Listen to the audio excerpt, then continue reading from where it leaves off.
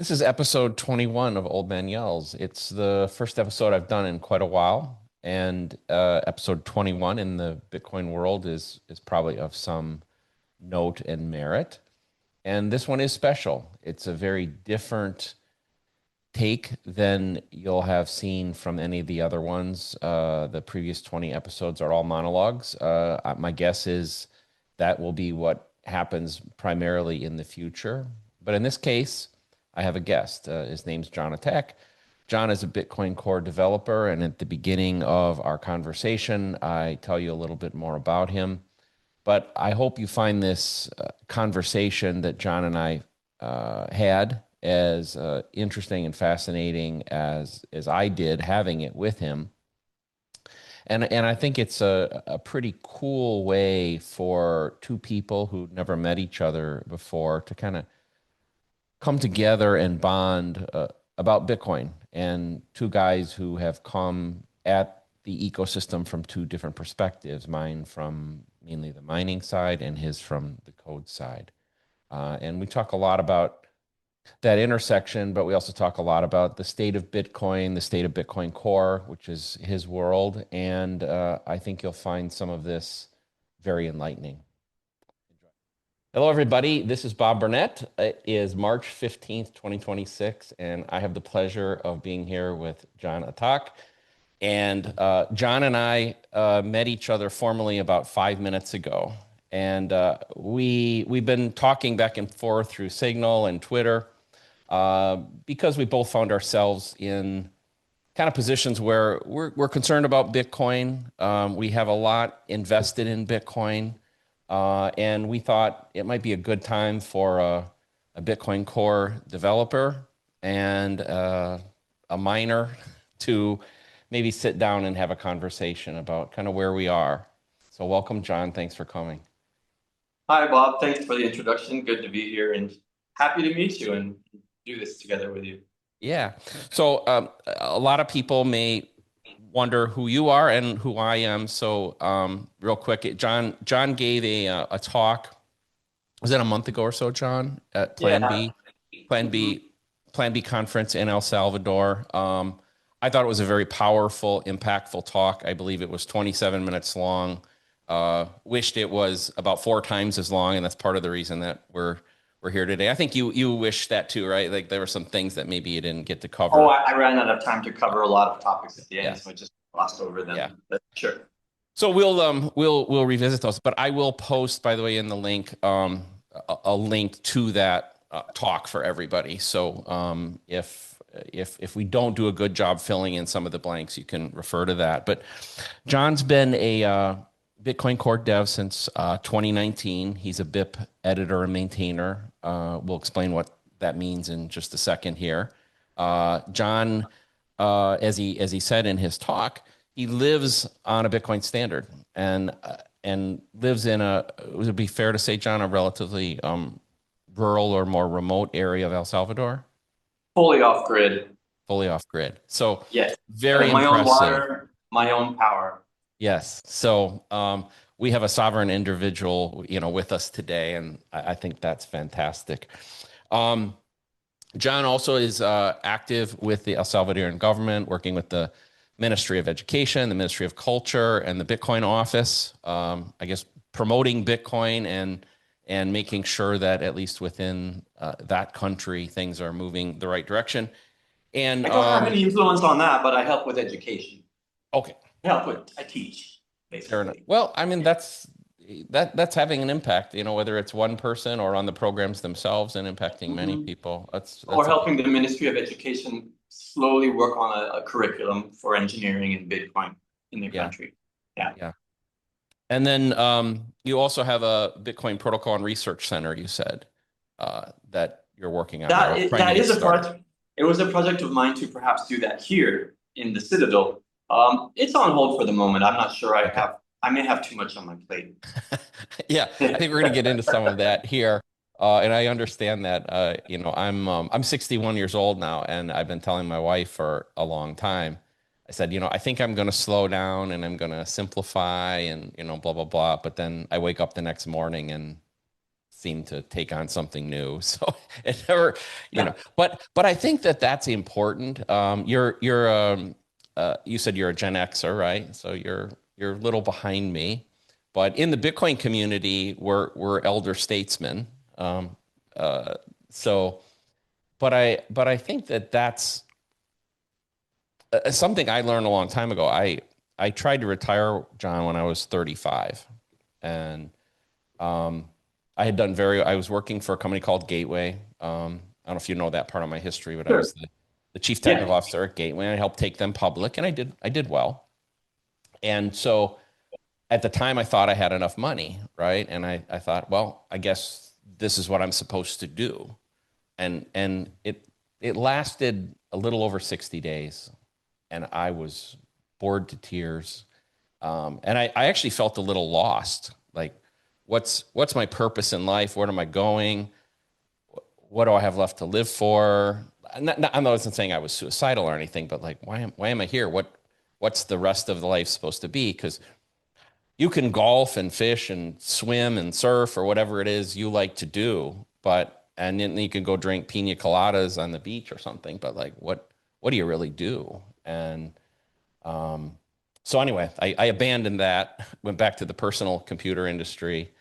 Then I kind of faded again, interestingly. I left that, started my own company, but I didn't really have that. I didn't have that like conviction and purpose. And my wife kept saying, "Hey, Bob, your aura is kind of fading. Like you're like losing your luster." And then in 2017 is when I entered the Bitcoin world. I think you entered a little earlier, but and she doesn't say that anymore. Like I have Good. I have purpose, right? And You got your mojo back. I got my mojo back, right? Yeah. So, um, so when you decided to become a dev, in fact, wait, before I do that, let's just, John, real quick, let's get some of the terms. Can you just give for people like what's the difference between a core contributor, a core developer, a maintainer, or someone with merge access? Can you quickly kind of talk about how that's structured and the hierarchy and some of those sort of Sure. Yeah. terms for people? So in an open source project like Bitcoin Core or like the BIPs, you have contributors are people who could be proposing changes to code or documentation, or contributors could be just as validly contributing review of said proposals. And I would argue that the reviewers, if they are good and experienced, are actually in much shorter supply than proposers of changes. And so contributors review the change proposals and make proposals. At some point in time, they gain enough social capital amidst the group of regular contributors that they sort of enter the group and they become a member of the organization. So they can be actually given that sort of status. It's a GitHub thing. And then, but at the end of the day, the changes, once they have seen enough review, in order to be moved from proposal status to merged into the actual code base, the person who makes that decision is called a maintainer. They have the commit access. The commit access allows them to merge the proposed change into the code base. And twice a year, in the case of Bitcoin Core, the master code base with all the latest changes, they cut a release from that V29, V30, V31, and so forth. So the maintainers have more status and power in that they can merge the proposals when the maintainer judges that the proposals are ready and safe. So that involves judgment. That also involves power and certain effect associated with the power. It's not simply janitorial, as someone like Adam Back or others like to say. Ideally, maybe it would be only janitorial, or it would be only like jury duty, and you just do your duty for a certain amount of time, and you go back to being a contributor. But in reality, Bitcoin Core maintainers tend to last a very long time, and they're almost like regimes or like, the reign of a king or of a queen until they burn out and decide to step down. Yeah. when you're named maintainer, there's not an expiration date attached to Yeah, that. it's like the Pope's Right. till death, right? And, yeah, And and there's a papal, exactly, there's a papal group. I actually think of BitcoinCore a lot like a monarchy, like a king's court, or a king, where there's a king and there's a queen and there's courtroom intrigue and there's jesters and there's defenders of the throne and there's backstabbing and politics, all sorts of diplomacy going on. It's very much like that. And yeah, so maintainers are sort of at the top end of that hierarchy, but there is a group above them. For a long time, Bitcoin Core had a lead maintainer who was Vladimir van der Laan from Holland, who was lead maintainer for nearly a decade before stepping down. But beyond that, beyond maintainers, you have what are the project owners. Now, maybe the exact GitHub term is slightly different, but let's say project owners. Let's go with that. The project owner actually controls the entire project on GitHub.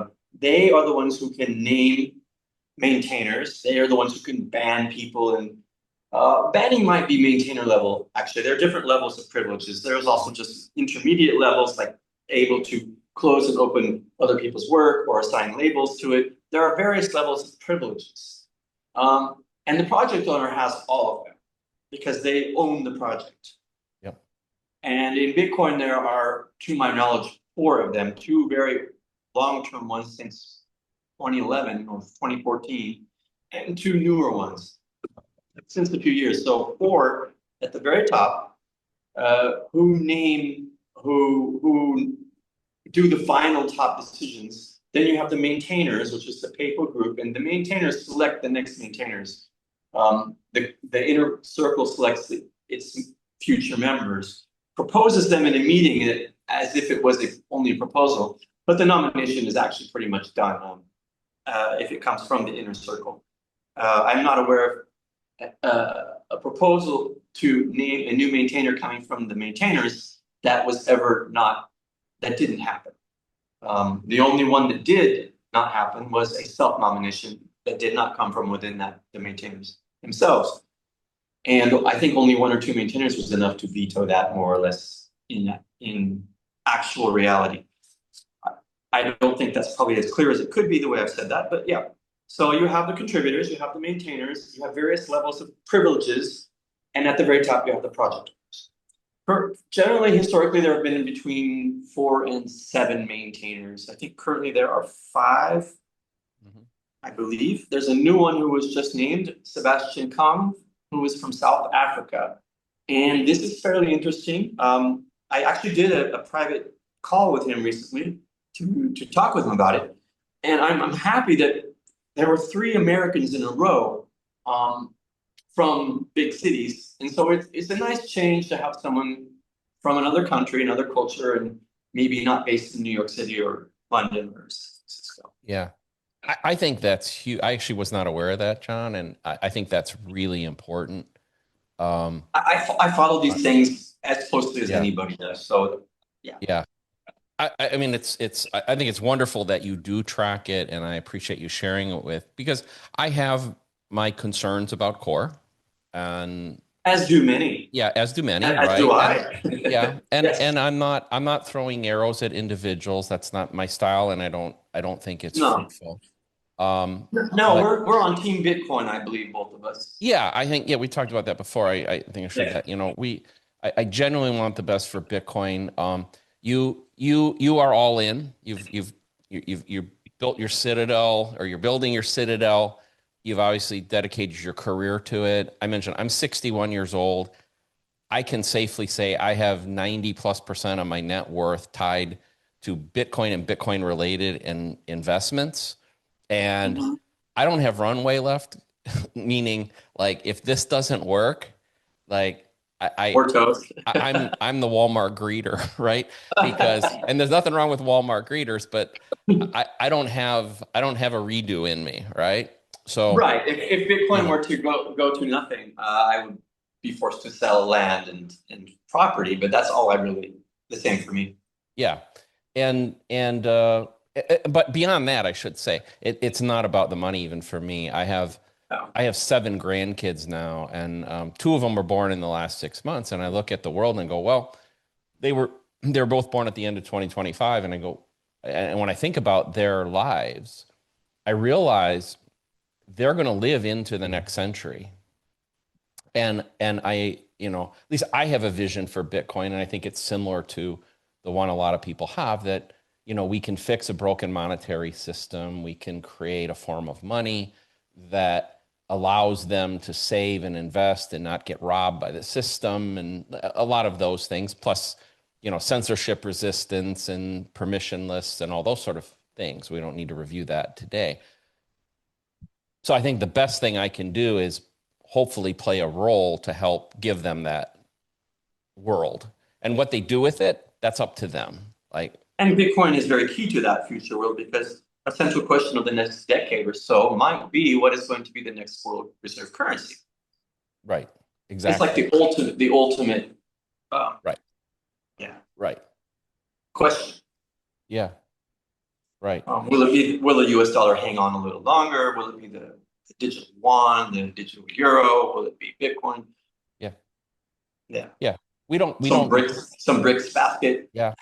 But and at a minimum, it's an alternative, though.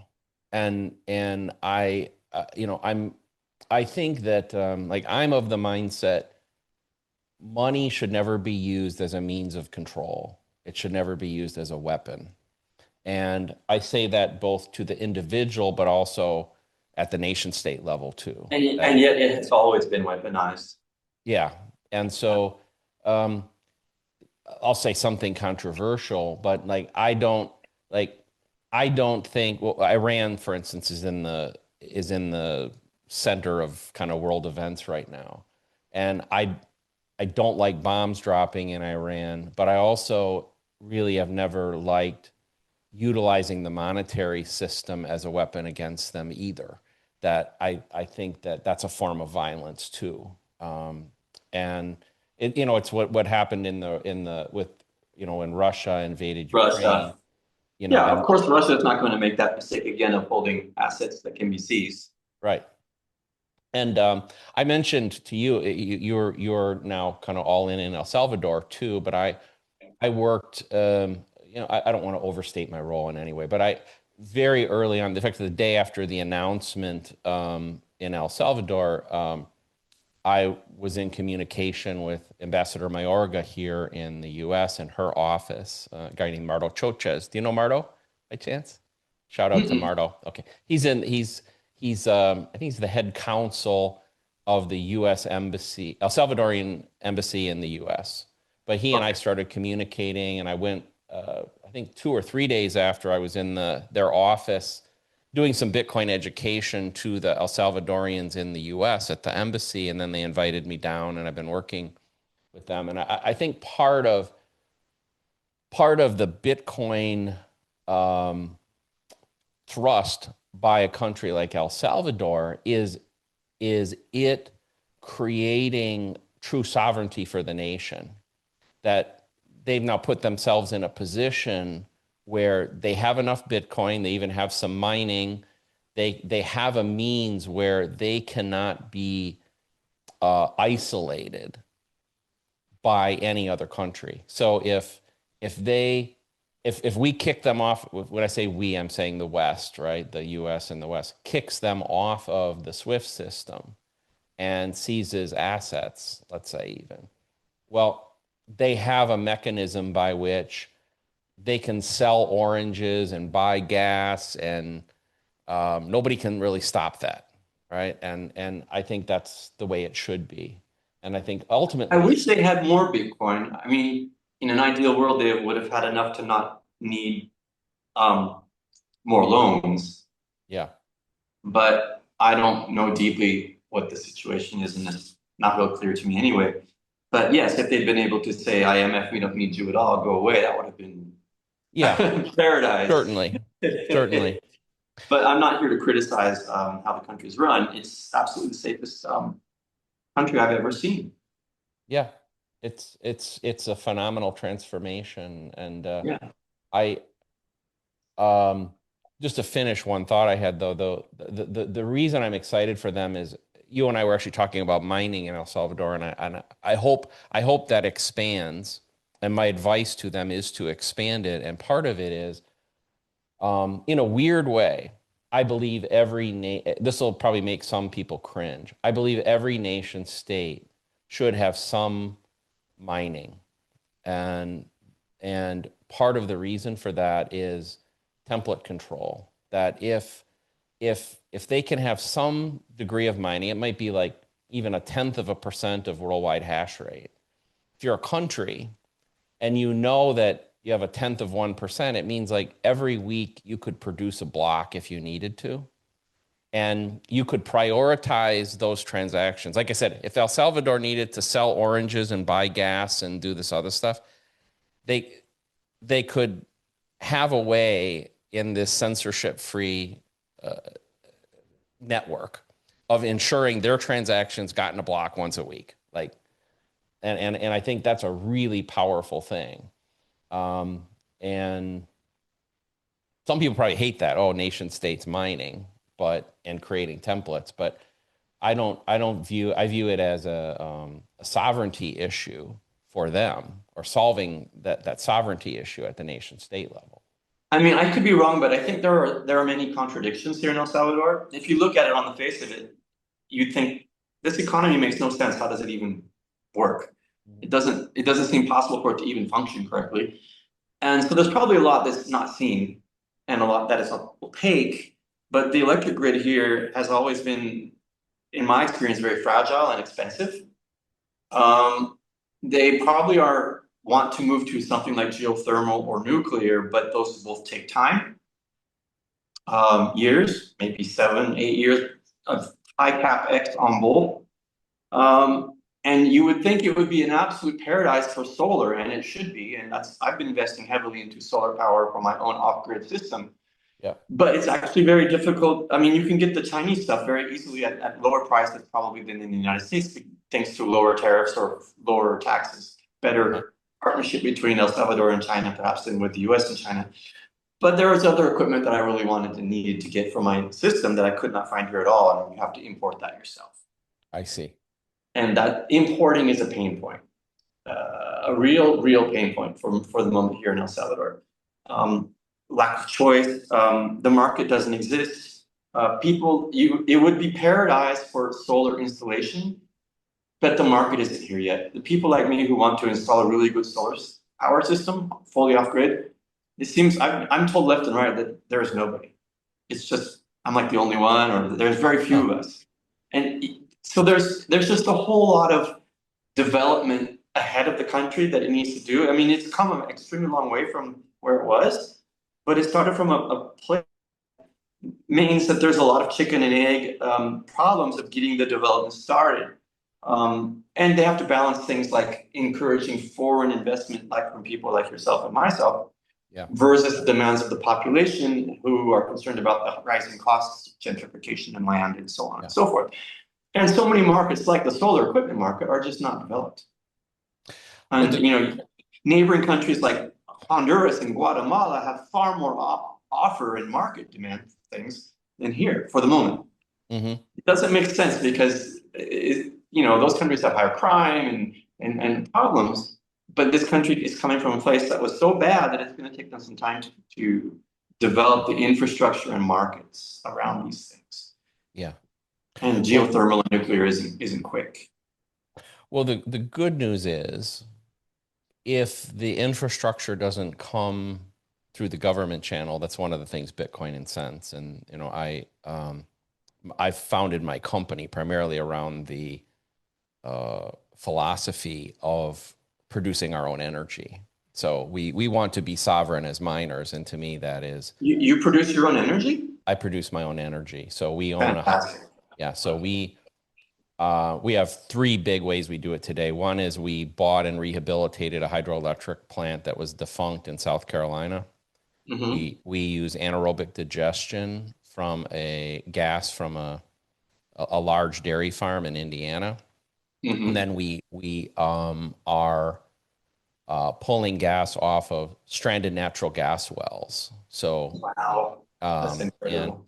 And we do it at scale. Some of these are Well, actually, all of those are in the couple megawatt range, 2 to 5 megawatts, and we have several sites that do Wow. this. Yeah. And I think that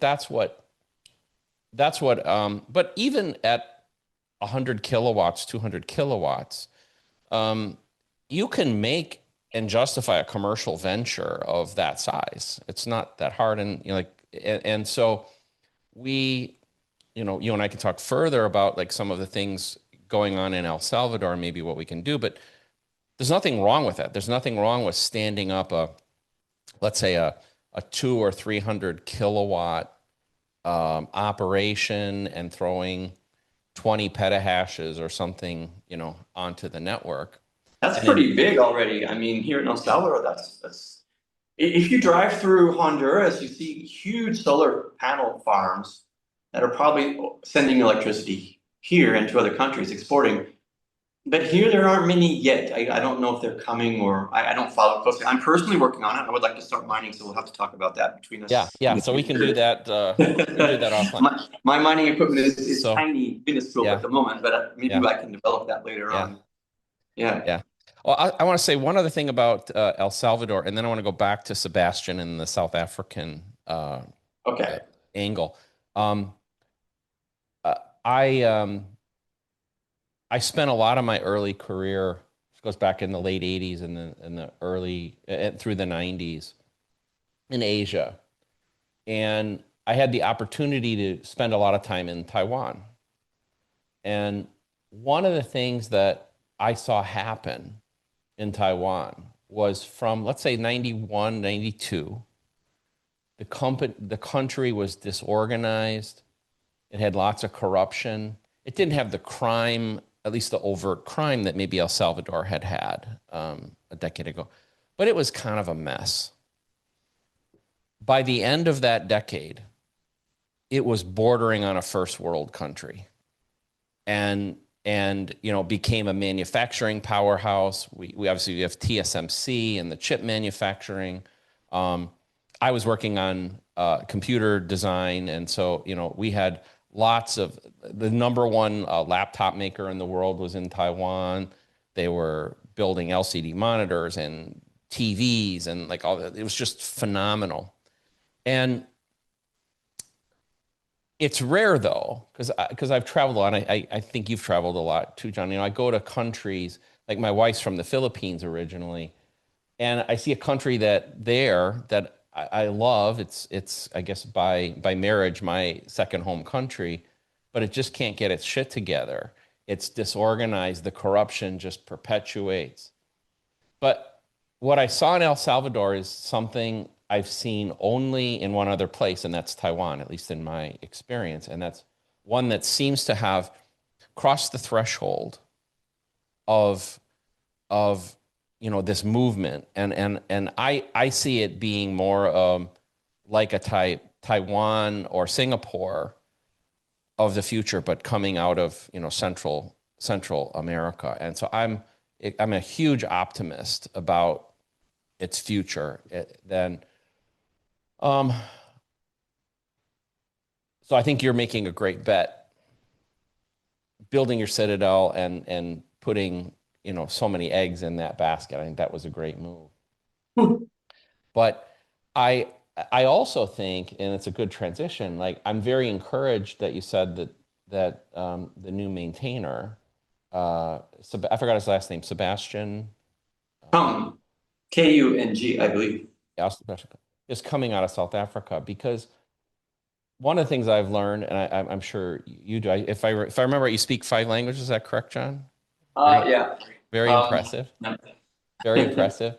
And I think when you travel a lot, you experience other cultures, you learn there's a lot of different ways of thinking. And whether we like the thought process that would come out of, let's say, San Francisco or New York or not, we definitely don't want that to be the only pervasive, like global view. And then by extension, that into the code base. Like that is scary to me. So I don't know anything about Sebastian, but just people coming from other places, and you maybe can give some history on that too, like how it's changed. I asked him I've thought of doing a talk sometime at a conference called How to Become a Bitcoin Core Maintainer.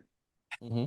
And I actually asked him, because I made mistakes, and the one that he filled me in on that I did not do, and part of that was because of COVID. He did two things that were very smart. One, he managed to land out of nowhere, right off the bat, a very plum assignment, a very plum project assignment, that being of separating the consensus code from the rest of the code base. This had been ongoing since maybe 5, 6 years, most recently before Sebastian, in the hands of a very, very wonderful fellow named Carl Dom, who after stopping working on Bitcoin Core, he was at Chaincode Labs. He has been making the privacy VPN service called Obscura, which I highly recommend. Obscura VPN. And Carl, he more or less handed the project that he had been working on off to be finished in the hands of this new guy, Sebastian, who came along not too long ago, like maybe it was 4 years ago now already, 2022, 2023. 2023, I believe he arrived. And like I was like, whoa, this guy just shows up and he gets the plum project. Yeah. And the other thing he did right is that he traveled all the time, or very, very often being far away, to all the offices to hang out and spend time with the people there. So he said to me, if I recall correctly, that basically he tried to see everybody around every 3 months. That's a Wow. lot of offices. That's a lot of contact. And in an organization like Core that was migrating from individuals spread out all over the world, getting together once or twice a year in secret summits, to the power moving into the offices in New York, San Francisco, London, Boston, it became vital to visit these offices if you were not working in one, and even if you were to rotate around. And someone, and I didn't do that because, first of all, during COVID, you could not visit the offices if you were Sure. not COVID compliant. Hmm. And I would say that 80, 85% of the core developers were compliant, but I was not. I never took a Let's test. define compliant too, John. Vax boosted What I mean by mask. I mean by COVID compliant, what I mean by that is I didn't test, I didn't take the shots, I didn't take the boosters. I Yeah. avoided the whole mess, stayed at Me home, too. and just worked on Bitcoin Core. Congratulations to you, sir. Yes, me too. But that was a very real point of separation between those who conformed and were able to continue visiting it. You could not enter some of the most important office was chain code. I don't believe you could enter for at least 2 years without being Wow. up boosted, up to Wow. date. Yeah. So and so that kept me out of all the meetups, the core meetups. I didn't go to any until 2022, my first one, despite it being my fourth year working full time on Bitcoin. Yeah. So And that's a Sebastian did massive, that. excuse He me, did that right. that's He a visited massive the people. self-selection of, and Oh, by the way, get the vax or don't get the vax. I don't recommend it, but do whatever you want. I really don't care. But if you self-select a group that all follows that way, um, I would, I would profess, and I don't want to put words in your mouth, that the more sovereign, independent thinking people are the more likely people to have not done that. And of that course, doesn't make them good or absolutely. bad Bitcoiners necessarily, but it's a very dangerous. Right. And, someone like me who lives entirely on Bitcoin is certainly a minority, not only because of my COVID personal policy, which and judgment was passed on people who were not compliant Yes, by those who were, as with all the people in but all general. There was across a lot society. of Yeah, really harsh, yeah, society was crazy. It was very scary. I would say it's the most frightening thing I've seen in my entire life in terms of societal yeah, effects, sure. mass effect, mass hypnosis, or whatever it's called. But beyond that, the power was shifting to the offices, which also selects for a certain kind of person.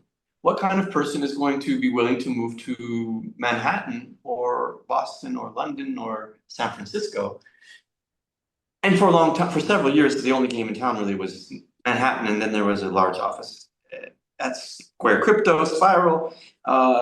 There was MIT, the MIT DCI. I don't know if how much of that was an office versus people spread out. But when I arrived, everyone was spread out. There was the 7 maintainers when I arrived in 2019 to begin rolling up my sleeves, and we're learning how to contribute, try to add value in some way. They were all lone cypherpunk individuals spread out all over. We had a maintainer in New Zealand, one in Holland, one in Switzerland, one from Germany, one from the Flanders region of Belgium. I mean, and who was in the United States. And so all people alone Sounds around fabulous. the world, Yeah. like me. That's the way I like to work. I don't get work done well with people around me. If I have to do something deep dive-ish, like working on BitcoinCore, where you have to go deep, bring up the treasure from the bottom of the ocean and bring it back up to the surface. And if there's any sort of interruption during that time, wow, it takes a lot of work to get back to that zone. Yeah. And so you're selecting for, what are you selecting for? You're not selecting for the family man with 3 kids in Budapest, or you're not selecting for the people who have mortgages to pay. They're not going to up and move to Manhattan. You're selecting for young, relatively malleable, and maybe more compliant if they're willing to go work in an office. And there was a vision behind this that has become quite apparent. This wasn't random. The vision was that it's time for Bitcoin core development to become professionalized, almost corporatized, Googleized, professionalized. The vision was professionalization of the core development, which meant product management vision, people, not necessarily developers, who were actively involved in fundraising and office building and running these things. Yeah. And that is exactly what happened. Now, there is good in that. It's not all bad. I've been accused of 2 things since my talk with Fan D from core people who do run offices and fundraise. And the 2 things I was accused of, rightly so, they said, well, that's all very negative. I mean, you couldn't have made it sound any worse for core. Couldn't you have been more balanced about it? Yes, I probably could have been more balanced, guilty. But at the same time, they said it's as bad as one could imagine someone could make it. And I said, no, it could be much worse. I didn't, yeah. I said about 10%. Yeah. But on the other hand, the other criticism they made was that I should be more grateful for what core has done for me. You really have to be more grateful. And yes, I am grateful, but there are serious issues that need to be addressed, and that when you see plebs trying to understand what is going on and grasping at straws because they do not know, then you see them thinking, oh, the VCs are corrupting them, and this and that, and all the funding organizations are corrupt and working for them. And so, the sort of thing you read on Twitter. And maybe there's some of that. Yes, I worry about the influence of the shitcoiners and the VCs and the assets on Bitcoin stuff, because I use Bitcoin as money, and I want to see Bitcoin used as money. I wish, even here in El Salvador, that Bitcoin as money had more impetus behind it, because right now all the excitement, even here in El Salvador, is assets on Bitcoin. Yeah. Currently, hopefully temporary. Assets on stablecoins, assets on Bitcoin. The legislators are giving that a boulevard while holding back helping Bitcoin as money, for example, in the US with capital gains taxes, removing that. Bitcoin as money clearly scares the BIS and the central banks and the governments more than Bitcoin as the digital asset. Absolutely. So they open the door, here you go, digital assets on Bitcoin. It should scare them. It should scare the shit out of them, but yes. And so you clearly see that one is being helped along, but Bitcoin is money. No one wants to do that, do they? Coinbase CEO. Yeah. With the Genius X. Yeah. And clearly, and that bothers me. And I wrongly feel. I did discuss this just 3 days ago with the Bitcoin office people I know, because I was teaching there that day on Friday. And I expressed my worry, and they said, well, we're doing what we can. And the Bitcoin office is to be absolutely applauded here for doing so much with so little. The Bitcoin office here has very little to work with, shoestring budget, and they're doing absolutely massive things. Yeah. Well, there was a lot in that riff Sorry, you just had. I No, no, dumped. no. I mean, I think that's so I'm interested in hearing. I guess we'll see if the rest of the world is interested or not, but I really appreciate it. A lot of things were enlightening, but um, I, there's one thing you said that really surprised me, and I'm not saying it's wrong, but you said there was this movement within core toward more professionalism. Okay. And what I find interesting about that statement, I think I understand the perspective by which you said it, and maybe I think it was the goal. oh, okay, even better, even better if you say it that way. The goal was Yeah. professionalism. I mean, we want to divert promising people from graduating and going to Google, and we want to Yeah, bring those people. We want to get them in yeah, offices under the watchful eyes of the OGs. The 7 maintainers, when I arrived, well, 6 of them stepped down rather quickly in the next 2, 3 years. It was clear, the writing was on the wall, that there was going to be a passing of the torch, a transition of leadership of Bitcoin Core. So there was a lot of talking. I'm absolutely clear that there was a lot of discussion and on how that transition should take place, what it should look like, what the future organization of Bitcoin Core development should become. And it was in that direction. And not only, there were more specific goals of some who were very, very, very influenced at mm, the time. Um, chain code was chain code. You probably know this. It was launched by 2 very good developers who had great success in the quantitative high-speed trading, yeah, yeah. That's correct. Hudson River trading or something like that. I don't think that's a secret. So they then very kindly, and I applaud this, they applied resources to help Bitcoin development, and they both themselves contributed extensively. Um, Alex Marcos and Suhas Safdar, and they used they personally funded Chaincode Labs Yeah, and the developers there, and it became a powerhouse. But by dint of where it is and what kind of people it attracted, it just happened that in 2019, when I was invited there for the first time, and there's a whole backstory to that.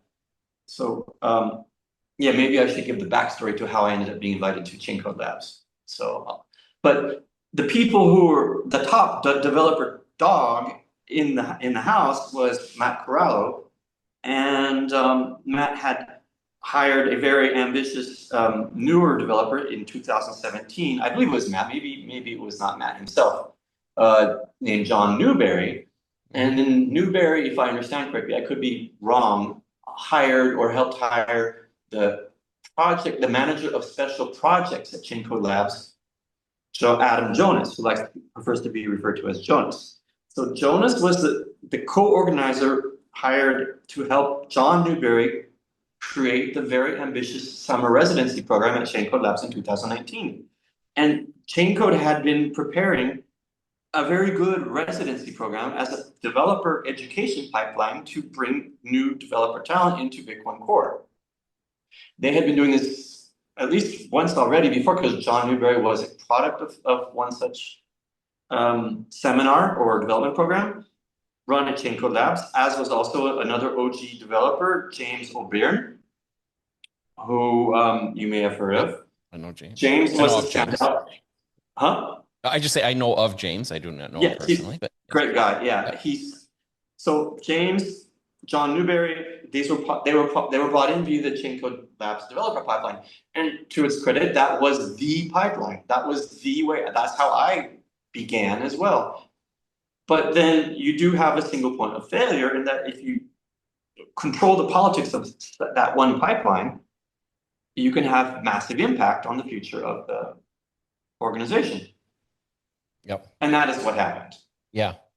Well, yeah, and I mean, there's, I think you use this term in your talk at Plan B, but I mean, there are some natural human nature things that come into play with this. I mean, think we in Bitcoin who like decentralization probably also have to realize that centralization affects everything, whether that's control over core, whether that's control over template creation, control over the hash rate, control over the Bitcoin itself, like all these sorts of things, we will Control over always fight against. funding decisions, Oh yeah, absolutely. capital allocation for Yeah, startups. Sure. yeah.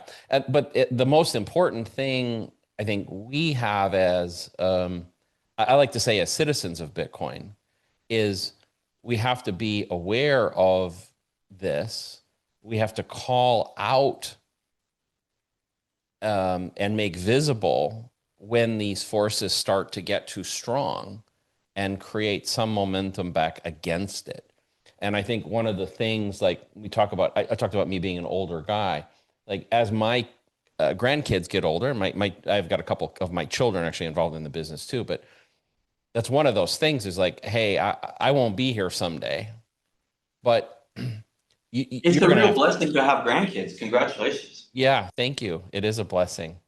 And I said, well, I want this world for them, right? But I know it's constantly going to be under attack. Like, and the more Bitcoin is successful, the stronger the centralization forces will become and harder to fight against. And it's not, at this point, it's not for me about Bitcoin going away. It's about Bitcoin losing its key attributes. And I think that's the real threat, right? Absolutely, as Yeah. it's on a collision course with power, with normies, Right. with woke and DEI, with all sorts of politics. Sure. Yeah. So, um, going back a little to the professionalism, though. So, I think you know this about me, but I worked as the chief technical officer for a company called Gateway, which did you remember Massive Gateway by success. chance? Oh, yeah, Oh, massive. Of okay. course. So, and I ran. Microcomputers. Yeah, so we were one of the top in the 90s and through the first half of the 2000s, we were one of the top 5 PC companies in the world. We made about 10 million PCs a year. And without hopefully being too verbose, there were a lot of similarities between the personal computer world and the Bitcoin world that I see. So probably people don't think about it, but they don't have my background either. So like we had something called the PC architecture. Okay, it's very similar to consensus in core. Like Mm. I could do certain things within consensus at Gateway with my PC designs, and Dell could do certain things. But if either of us moved outside of this, by the way, loosely defined consensus, because the reference platform was the IBM AT computer, which was built in 1984. And so we were all trying to advance the industry in a way that didn't break that architecture and added features and made it more usable and blah blah blah, and try to gain competitive advantage. Yet at the same time, we had to all stay compatible so that if somebody wanted to make a new sound card or a new piece of software, that it could run on mine and theirs. And so you could Right. almost say that Gateway and Dell were competing clients against the PC architecture. This would be a way to look at it. We were competing Mm-hmm. clients. It does. I see yeah. Yeah. So, and we would differentiate our clients obviously through price, through performance, through industrial design, through, but those were all policy like things or user interface type things. Back then, they had great keyboards. Thank you. Yes, we put a lot Tactile, into that, right? Yeah, Yeah. yeah. For pro, in fact, I see you have quite a nice keyboard there. Uh, that's in front of us right now. It saves your hands. Yeah. Yeah, but we also at times had to extend the architecture, and so then the clients would have to get together. Like when we decided as an industry to incorporate USB, when we decided as an industry to add PCI slots into our systems, like one of us going off on our own to do it wouldn't work. Like the clients, like I said, if you'll bear with me, the clients had to do it together. And so it created this really interesting dynamic of that I think was obviously clearly very successful, right? Because if we had all gone our different ways, the PC would not be what it is today. Like it would have not found this ubiquity. But the other thing is, I guess I'm kind of getting to professionalism too. Um, the so I led a big organization. I had about 5,000 people. About 500 of them were engineers of all different forms. We had coders and firmware people. We had board layout people, mechanical engineers, etc. Um, and we had, I would say, collectively at Gateway, we would have our vision for where we wanted the future products to go. And we had about a 6 to 12 month lead time. Like we had to come out with new models on that kind of rate, right? And that had to be faster, better, cheaper, easier to use, et cetera. But what we also learned was that we had a lot of stakeholders. So we had our vision, right? And so we had to sell this vision to the sales people, the marketing people, the technical support people, the manufacturing people, and we also had to sell it to the users, right? So as we were, part of my job as the CTO was to be responsible for the vision of the whole organization. And I had to be the face of selling our vision, but also talking and getting input from the different stakeholders and making sure that they felt heard. Doesn't mean we had to do what we had to do, and I don't mean to oversimplify.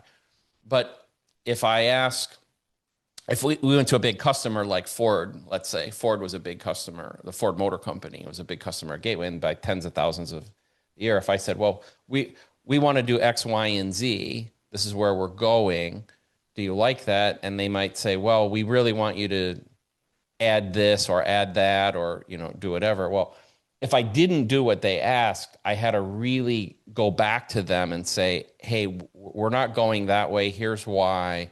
Or we would do it, right? The reason I'm telling you this long story is that to me, that was professionalism. That was engaging with the broader community Right. and going through this give and take. And as I became more invested in Bitcoin, as my companies became more invested in Bitcoin, and I started to try to reach out, I couldn't find a mechanism to be heard. And that was really frustrating to me. I And recall reading your posts about exactly that. yeah. And Uh-huh. and so And Core did have an organization that was supposed to be doing reach out to stakeholders, namely at the time for Taproot, for upgrading yeah, the industry to Taproot, and that was Bitcoin Optic. yeah. They were doing Taproot workshops with the industry, and they were trying to onboard industry to Taproot. Yep. And that makes sense. And I think it needs to be, that's great. Whether it happened or not, I guess I can't say, but it has to be a continual process, I think. It does, yeah. And a global process also, right? That's why I talked about South Africa, because we have a massive ecosystem now, and people looking at different ways of looking at Bitcoin, using Bitcoin, different levels of adoption. Like a big thing we had in the personal computer industry was when I was designing in the, let's say, mid 80s, the typical buyer of a PC was an extremely technically literate person who had a lot of tolerance for things like bugs, as an example. Like they and or even maybe difficulty in configurability. So you're old enough, John, and I'm guessing you were a little more technical. Like it used to be like, well, I install this new sound card in the machine, and oh, it doesn't work.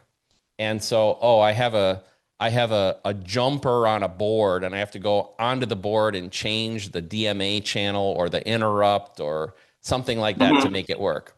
And Mhm. what was interesting was the technical people kind of got off on that. Like it didn't work, and I made it work, and I think they get like an adrenaline rush from it. And I would be kind of one of those kind of people, right? But by the mid 90s, the typical person was a mother and father of three kids. He's an accountant. She runs a little store, and they just want the frickin' thing to work. They want easy to use. And I think we're going like I'm concerned as Bitcoin, are we recognizing and designing for the changing user base? Are we Well, listening to them? I mean, you see organizations like I think Spiral has worked thinks quite a bit about that. They certainly fund a lot of designers, Yeah. and do a lot of thinking about that. Yeah. Yeah, Yeah. I I'm not mean, asking you by the, I'm not putting you on the spot here, John. I core don't want to, not yeah. core not necessarily so much, but I think that's happening more on say Jack Dorsey's industry side, Yeah. And it more or can. less. I Yeah. don't follow that stuff closely personally, but Yeah. I believe they work a lot on the design. There's a lot of there are many design meetings. Designers were for a time getting quite a lot of funding.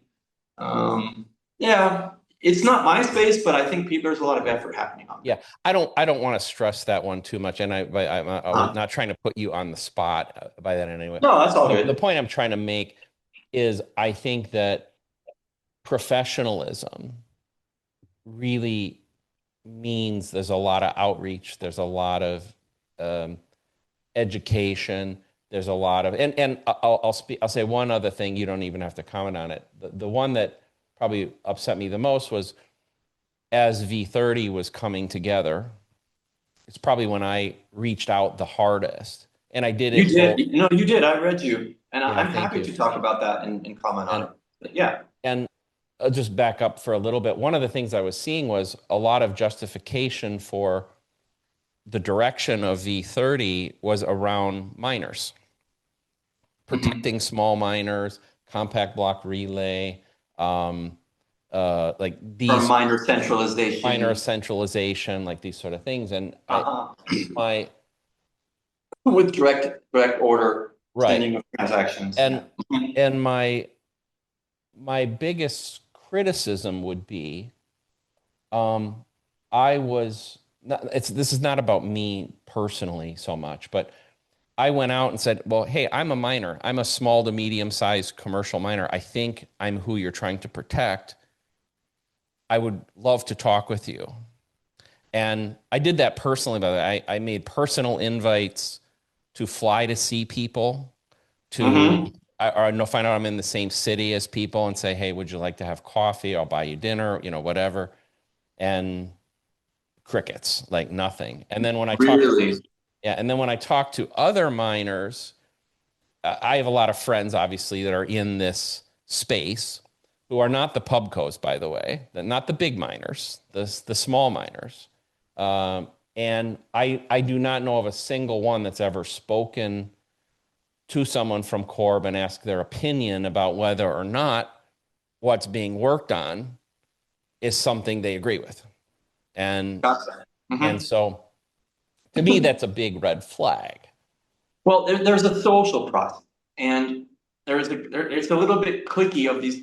There are a few developers who would go to these events and they hang out together, and they may bond informally, make friendships, and it's a very specific kind of group. I mean, I've seen some of these people at conferences, and they are really not friendly to me because they're in their little clique and I'm not in it. Yeah, And I do think that it tends to be very clicky, very yeah, it can seem closed,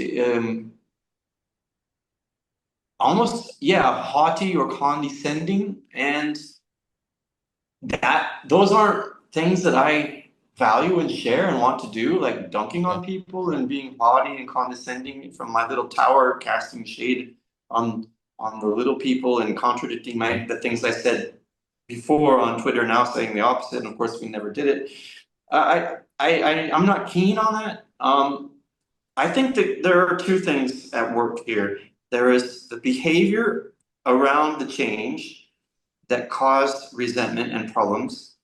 I tried to warn Core to take it a bit more slowly, or perhaps in a way that showed more patience and humble attitude that would maybe surprise people in a positive way and help avoid what I saw coming. Mm-hmm. And some people listened to me, but then no. And other people said I was being a problem for not being on board with the collectivist view. Collectivist being the word that was used. You're being a Dangerous one. problem was used. So part of the issue is that older, more independent, sovereign people are not necessarily the ones that they were selecting for, and they end up being quite rare nowadays. And there's this sort of, we're all signed on to the agenda and we're all willing to sign this statement that we all wrote together and reviewed. Well, I did help review the statement, but I didn't sign it when they asked me to because I didn't fully agree with it. And Mhm. especially I don't agree with the way, the how you do things matters. Yes. Yes, it But matters huge. that's one issue. The other issue that I think Core didn't see coming, that I did, uniquely perhaps, correctly or incorrectly, but I did see coming for a very long time, is that Core's, I think the trust that users have been placing in Core has been slowly eroding drip by drip over a long time. Yeah. And so that it finally got to the point where Core was surprised, I think, by the defiance that they encountered increasingly with each additional step Yeah. that caused them to lose trust of their users. And the attitude within Core is still, in some cases, in my opinion, anti-user. I have a pull request that I was reviewing. It was just merged this week after 2 years, where basically the crux of the issue was me saying, hey, this change isn't really important and it needlessly breaks something for users. Mm-hmm. And the maintainer, one of the maintainers, the one who's most hostile to me over since a very long time, literally said, well, those users don't really matter because they're working on versions of Core that are no longer supported. We only support Core 2 versions back. Oh, wow. And there, I have no issue with breaking things for them to encourage them to upgrade. Now, That, 2 versions back is what? oh, V30, V31, and V32 oh my with the God. next release. Yes. So the Yeah. maintainer, now, many users who are pro core believe that core, and I thought that core did have a policy of we would always maintain as much as we could, at least, especially if it's trivially easy to do so, we would maintain backwards compatibility and not break things needlessly. And above all, we don't break things to encourage users to upgrade. I mean, okay, there are maybe some vulnerabilities that were Yeah. caught and fixed in recent versions of Core, but there are also some things that people don't want in the recent version of Core. So it's really not a good, it's not a smart move, in my opinion, to your users to tell them that they're free to fork off, or they're free to do whatever they want. They're free to change Core if they like, but they should upgrade no matter what, because otherwise we're happy to break things to encourage them to do so. When really what we should do is not break for senseless, silly, trivial things, like one line of code was labeled as complexity that we can avoid if we just break something for users who are 3 versions back. Yeah. I mean, there Well, are plenty of people who run nodes that are older and they don't want to upgrade. They want to give a wide berth. absolutely. Yeah. Everybody knows that except the maintainer of core who wants to Yeah. encourage these people to break their, yeah. Right. I don't understand that. And if we had, I believe that we should really, it's surprising, but it's a very niche minority viewpoint what I'm expressing, that not breaking things needlessly for users should be a priority. It's so funny. I gave you this analogy with the personal computer, and I think people just take the personal computer for granted. But it's even to this day, the PC architecture is core. It's the same as core. Like it's the exact same issue as core, and we would have these big debates. And here's what I'll tell you: we learned. So we would learn that like, hey, um, if we did X in the design of a personal computer, we could increase performance or add some new feature by breaking something that we thought nobody used anymore. You know, and what we would learn is the moment we release that, I learned this the hard way, like school of hard Gong. knocks. Yeah, Like, absolutely. you know, I go do it, and all of a sudden the phone is ringing off the hook. The tech support people are screaming at me. The returns people are screaming at me, and we're trying to push some firmware update or send new motherboards out, and it costs ungodly amounts of money. You cannot break that stuff. So, but interestingly, because of the way that the PC is designed, what would happen is that we didn't control one thing in the whole architecture, right? That was the operating system.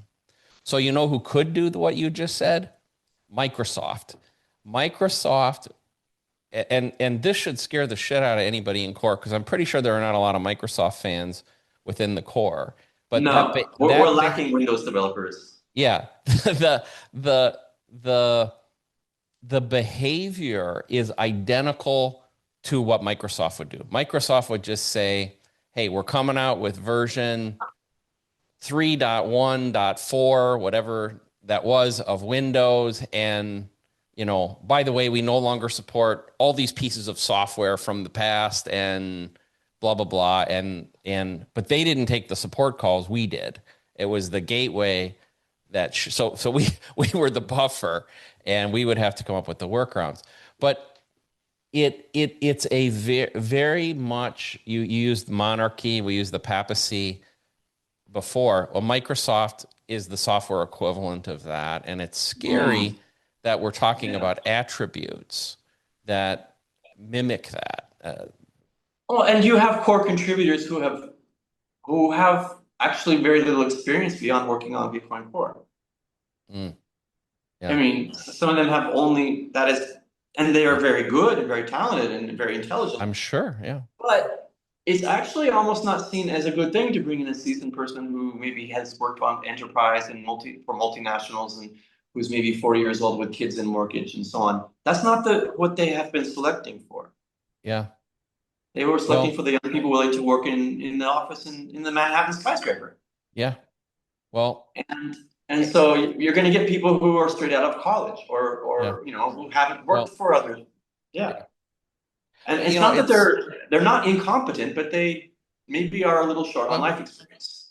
yeah. Well, that's what I can share, and I've tried and I've offered. Say it by the way, and by the way, I will say one thing. I'll give a compliment to Mike Schmidt from Brink. So Mm-hmm. Mike Schmidt, who's not technically not core, but he's funding and he's helping. Well, Mike Schmidt is probably one of the most active people doing the reaching out to stakeholders that you mentioned. And so he's been good to me, and we've Uh-huh. had, I think, productive conversations, and I don't mean this in any way critical of Mike. He hasn't been able to, I think, change the behaviors yet. I can't speak to what happens after I talk to him, but I think he in good faith has engaged with me, and I respect him and appreciate the dialogue and the inputs, but it hasn't kind of worked its way back, at least yet. I hope that changes, and I think you're right on in saying that life experience, wisdom, school of hard knocks, I mean, those are really, really valuable things. And like Right. If you have a contributor to core who has never had a period of financial hardship, yeah, who's always sort of been treated like the wonderkind young woke sure, prince, yeah, Mr. Young Smarty Pants. right, right, yeah, The little brilliant person. Yeah, then you might wonder why they come off in certain ways to the plebs. But Mike, to his credit, I mean, I speak to Mike, and Mike was the one who gave me the feedback from core that I mentioned yeah, about being more balanced and being more grateful and so on. Mike does do that. and he's probably, I would say, one of the communication leads with stakeholders in Core, which makes sense because he is head of Bitcoin Optech, Yeah. in addition to Brink, and Bitcoin Optech their mission was outreach to the stakeholders in industry. Yeah. So, yeah. But I'll say this too, Jon. I think I don't say this to say I'm anything special, although I have 40 some years of experience in technology development. And I find your analogy to between core and the macro computing area, actually, I've never heard that before. That's great. Well, thank you. I'm glad I can at least offer something there. But I'll say this as well. Like I don't really code anymore. I may pick it up again, but I did a lot of coding. And in C, I think I wrote the world's first visual C debugger. And I wrote my own compilers. I wrote I have a background in it. I moved to the hardware side. But even the hardware side, I learned a lot that I think is applicable. And one of the things that kind of set me off a little bit was when V30 was coming along. You remember there was a period where op return was going to be deprecated, and then Mike actually is the one that stepped in and kind of He proposed. He made the proposal. Yeah. Yes. Yeah. And I had talked with him about that, and I appreciate, beforehand, and I really appreciate him doing that. I think it was a bit of an olive branch trying to help. But one of the things I would say, advice I would give to everybody that's in core, which is a form of product development, is, in my experience, you don't take features away from people. You don't take flexibility and configurability away from people. Like, just basic design. I don't care whether you're building a car, a computer, or a piece of software. Like, keep it, over time, it goes the opposite direction. Right? To me, this is self-evident. What you said to me is self-evident, but the way some core people who have, in my opinion, much too much sway currently, they think more in terms of what simplifies their own life. We don't want to maintain something that's pointless. Yeah. So, well, I disagree with that, because for me, users come first, and I'm from industry. Without your users, you starve. Users pay your bills. Right. Now, that's not open source ethos, but I put users very high on my list of priorities. Yeah. And I would be much more conservative in not breaking things, especially needlessly. If it doesn't really make a big difference, why just not leave it alone? That was the funny thing. And, I don't want to violate any kind of, some people who I hate even the concept of sides, but I'll go with it for the moment. Some people that are kind of on the other side or disagree with me about spam, about BIP 110, about some of those sort of things. To me, there was a very easy way of bridging and buying time for a more active dialogue about this. And that was like, just move op return to like 256 bytes. I wouldn't even 160 would have been fine. Yeah, you pick a number. The point is, I don't really care. The same kind of guy who will tell you, no, we want to, their attitude is, no, we want to get rid of it now so we don't have to deal with this again and have the debate again. Yeah. It's the same kind of thinking as, no, we'd rather simplify our life for developers and not have to maintain it anymore. So they go extreme without regard to what the users will think about it, because they think that that's how it should be, and that's it. It's black and white. Can I step back to 2019? I think it will illustrate some things. Yeah, great. So I've been doing ass saving for multinationals, usually high paid, because they called us only when they were really in trouble. So it was high stress, dealing with a lot of bullshit, a lot of stakes, and we charged them for it, and they'd cry about it, but we'd deliver and save them, and then they'd pay, or they would pay half and then the other half. But I knew for years that I wanted to stop doing that and move to BitcoinCore. I had worked in open source before. I wanted to go back to open source. I just wanted to find a project that had a good leadership style in open source and that I personally identify with more. And I realized that that project in mind, I had that project BitcoinCore in mind since around 2015, 2016 to move to that someday because I was followed on Twitter by Vladimir van der Laan for reasons I don't understand to this day. But I looked into him and his leadership style, and I thought this is fantastic. This or more of a humble, servant-oriented, reluctant to use the power hammer on people. Modest, wise, yet strong when needed, reluctant, just perfect. This is just the kind of leadership I was looking for. And so I knew that someday I would like save up a bit and then stop accepting missions and just dive into core. So that I finally did do that. I was either going to do a startup or I was going to go into core.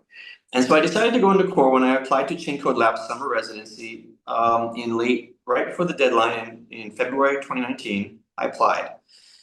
And I got to the first round of interviews, and the person who interviewed me was Jonas, who had been hired just recently by Chain Code Labs to co-run that program with John Newberry.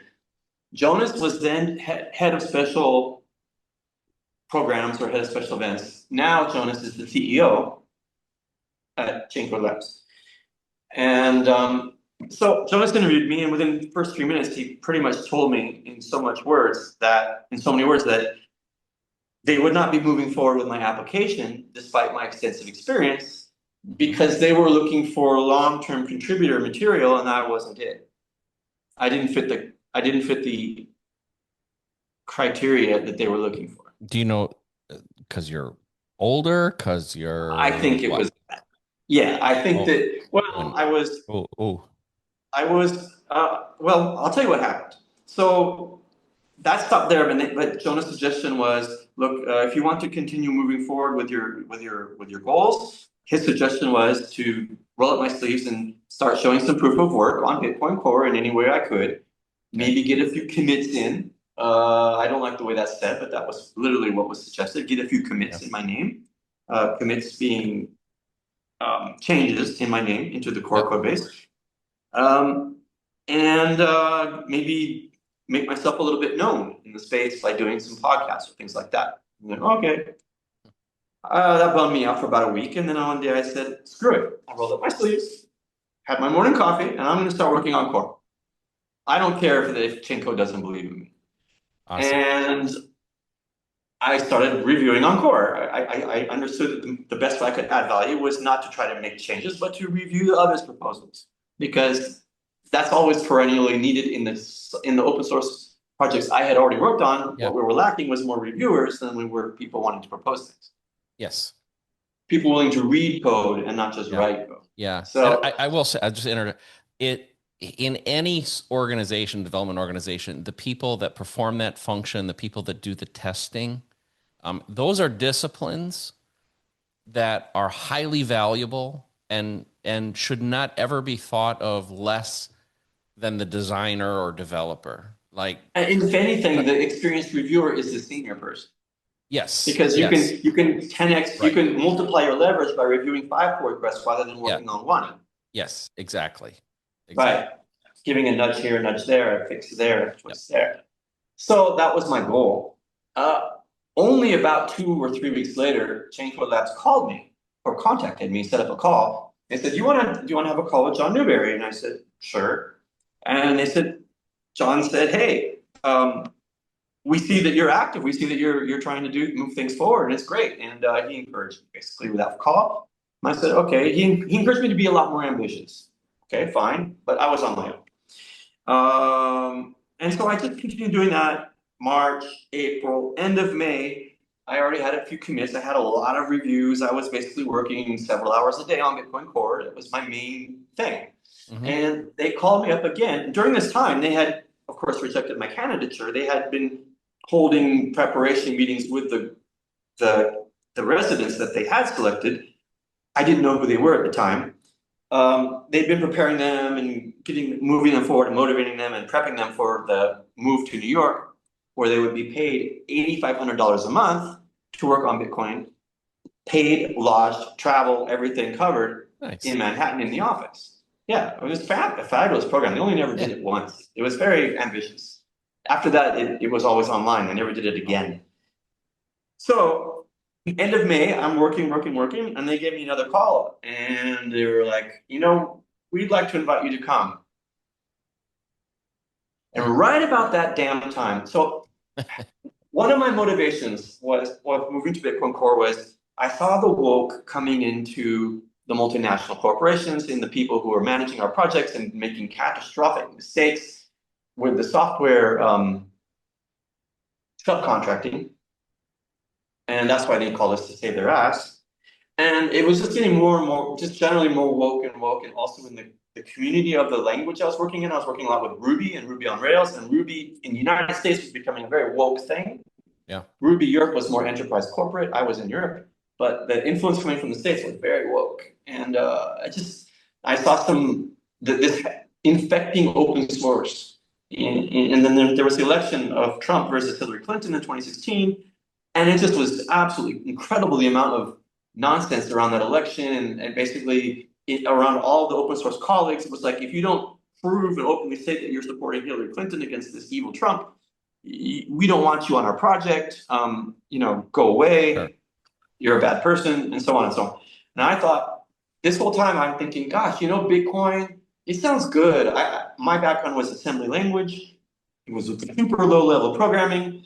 And I thought maybe I can move back away from the high level woke corporate application stuff. Maybe I can get back into the deep, grizzled, graybeard C hackers, C++ hacker space. Yes. I thought maybe Yes. this will be a Well, safe that's space. my world too. Yeah. Right, the encroachment of the DEI and the woke and the Yeah. critical race theory, all the critical race theory just makes me, I gotta run. It's just not for me. It just seems deeply, deeply almost Flawed. evil. It's flawed and evil. Yes. Evil's even a better word. It's like it's more racial, it's more racist and it's more based on gender and how old you are and what your skin color is and all that stuff. It's just the opposite of how I grew up. I don't care your skin color. I only care about your code. I don't care what gender or anything about you, just your work. And by meritocracy itself was called into question as being, at the time, an insult framework or a bad framework. And around that time, James Damore was fired from Google for his evolutionary psychology take on men versus women in software. And so that whole backdrop, I'm thinking, okay, maybe I can move towards BitcoinCore. It's going to be grizzled graybeards. Mm-hmm. C hackers. That's what I was thinking. Yeah. And so here I am working on Core, and just as Danko calls me to invite me to New York City to join the residency as a guest for only 2 weeks, not for the 3 months, not getting paid anything. I had to pay for my own flight, travel, but at least I was invited to come for 2.5 weeks. So it was sort of progress in sort of a backhanded way, I guess, but I'm appreciative and grateful. Just sad that I wasn't good enough to be taken into the program. But yeah, my impression was that they were looking for youth. They wanted young people who would move to New York City, and not someone like me who I had a house, I had my life. Yeah.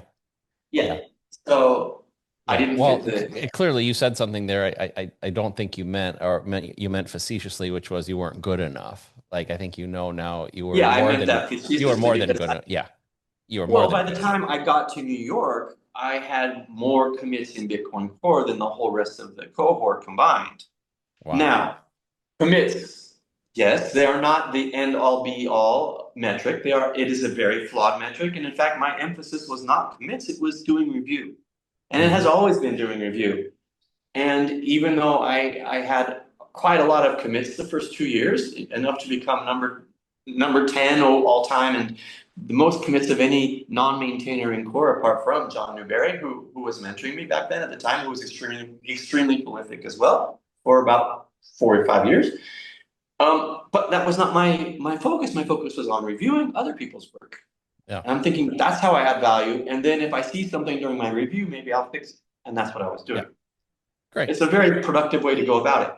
Yeah. Very valuable too. And yes, and by the time and that year, at the end of 2019, I was the only I don't want to toot my horn too much, but it is a fact that I was the only person added to the GitHub organization of Bitcoin and BitcoinCore teams of the entire year. None of the residents, just me, the whole year. Yeah, but before I even saw any funding, more than a year later, after I started, 13 months after I began, I saw my first grant, and by then I had more commits than Peter Todd. I almost had as many as the Blue Mat. I was, I had shown a crap ton of proof of work. Whether it was considered valuable or not is depending on whose viewpoint. But I certainly done a lot of commits and reviews.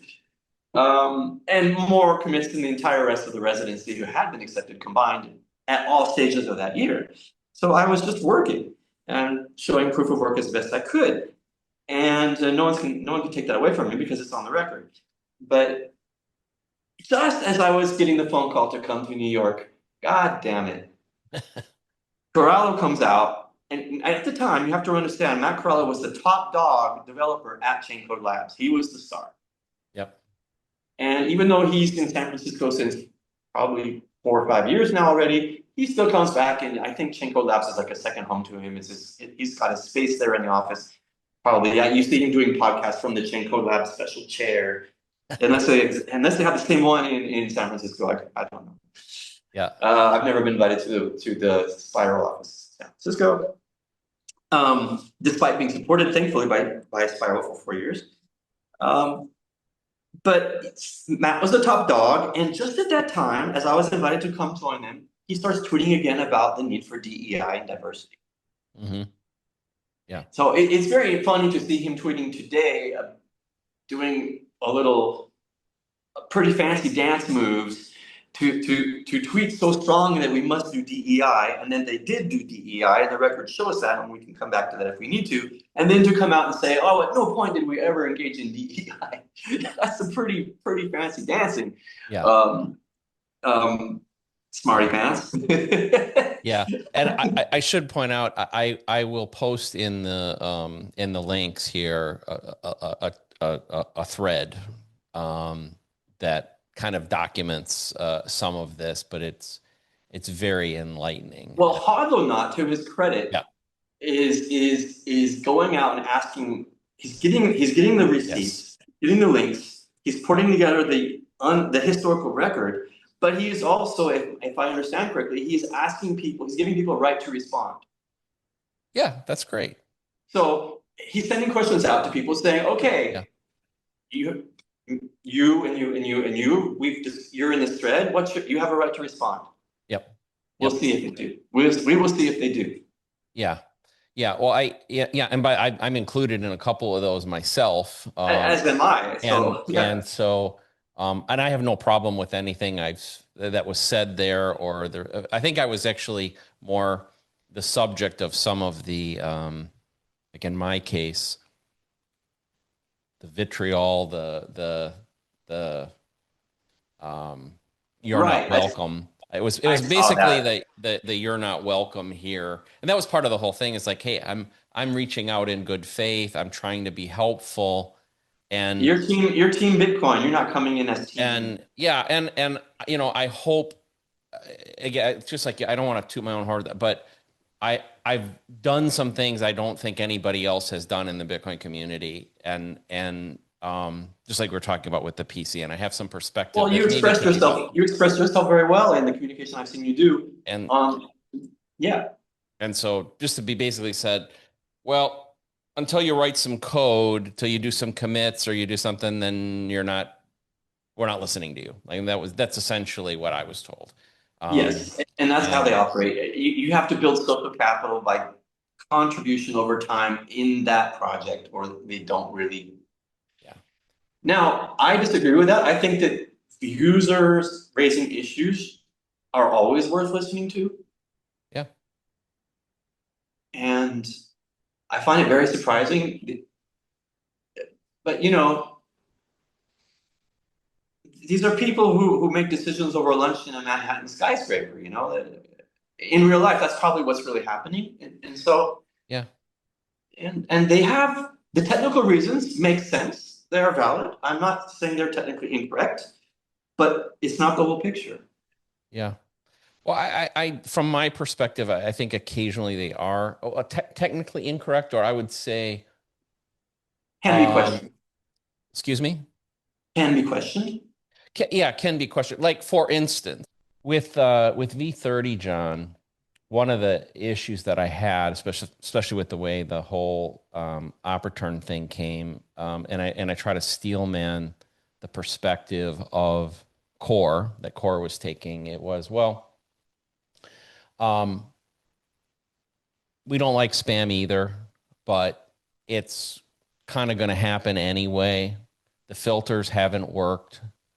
That even if anybody that wants to do spam really isn't going to use OpReturn. It's not as good as what we can do over here on the witness side, and so we'll do our thing over there. And by the way, we'll pay less, right, for it by doing that. So my response to that is, I agree that in recent history they haven't had much impact. But I believe the reason they haven't had much impact is because we only have a couple organizations globally really affecting what templates are created. We have, for instance, Foundry and Antpool control about 2/3 of all the templates. Okay. So if Foundry and Antpool with 2 of every 3 templates aren't going to filter spam and let everything through, well, then obviously it's going to get through and it's not going to be expensive. If, on the other hand, those companies and maybe a couple other pools like F2 Pool or via PTC all turned it off, and maybe only 5 or 10% of the templates would be willing to accept spam, yes, it would still get through. I don't think anybody believes spam would not get through, but it would be very expensive and it would be limited, the limited space available for the spam. But if you flip that the other way and you said, well, the template creators, whoever they are, let's say 3 years from now or 5 years from now, there are template creators that look at the world differently. And I believe there's a reasonable possibility that they will. And they wanted to filter spam, then it wouldn't get through, right? So it's kind of a using, I think, a very brief period of history to justify a long-term action. And I didn't feel any urgency for that. Right, and Core was also worried about propagation of transactions, compact block filters. And at the same time, the other side was arguing that increased risk of orphan blocks could also discourage miners from relaying spam.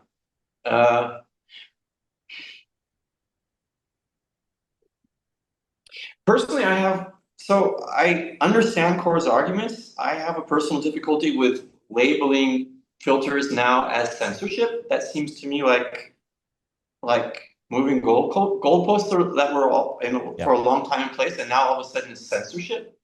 And there are projects on the Core side at the moment that seem to have as their goal making it harder and harder for filters to work. And I'm not sure how aware the pro filters people are of this ongoing work by Core at the moment. It's becoming more and more of a priority, or at least it's seeing more and more progress, where they're proposing that the filters, that the nodes send each other, are able to communicate with each other by sending templates of what they would put in their template if they were to find a block, sharing templates basically. And I believe the goal of that work, I could be wrong, but it looks to me like the goal of that work is to make it even harder to censor, if you want to adopt the Core language there, to censor transactions that some nodes want to filter. By sharing your template, you can ask each other, well, what do you have in your template that I don't have in mine? Yeah. So now, I could be wrong. It seems to me it might have also been partly sold as a way to help the NOTS nodes. I'm not quite sure, but I have to look at that because there is work afoot by Core to increase sharing of information, and it might be actually to make filters even less effective in the name of censorship resistance. Now that's odd to me because censorship resistance to me is talking about something else than making it impossible to filter out spam. And what is spam? I mean, Yeah. I do worry that there is a bit of closeness and proximity between some core developers and the assets on Bitcoin NFT ordinal people. That doesn't seem healthy to me, but we're talking about social factors here. I don't know how much of it is involved with money in any way. Certainly grants are not given with strings. I mean, we have to be clear on that. I've never seen strings attached to a grant other than do what you said you were going to do in your project proposal. And if you want to change, you communicate with us. But I have never seen people getting grants and being told to enable NFTs or if that's happening, it's happening in a way that I have not seen.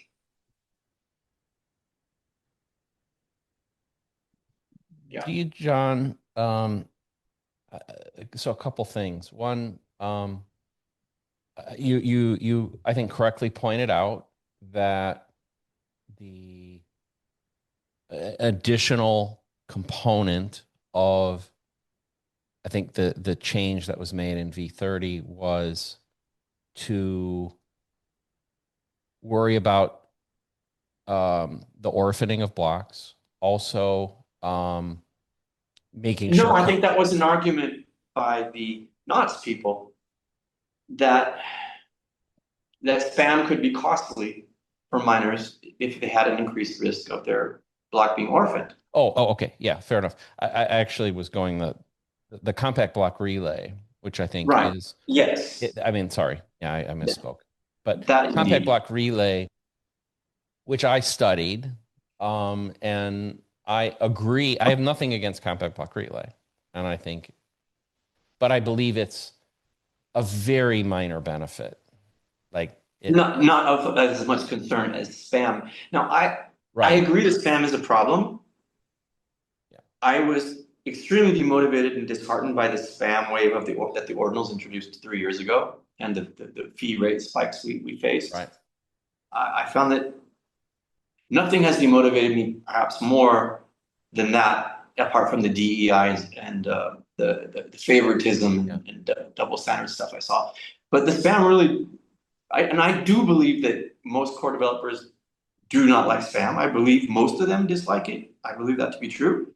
Certainly no one I've spoken to. I only know a few who I believe are spam friendly. I do know of some, but not many.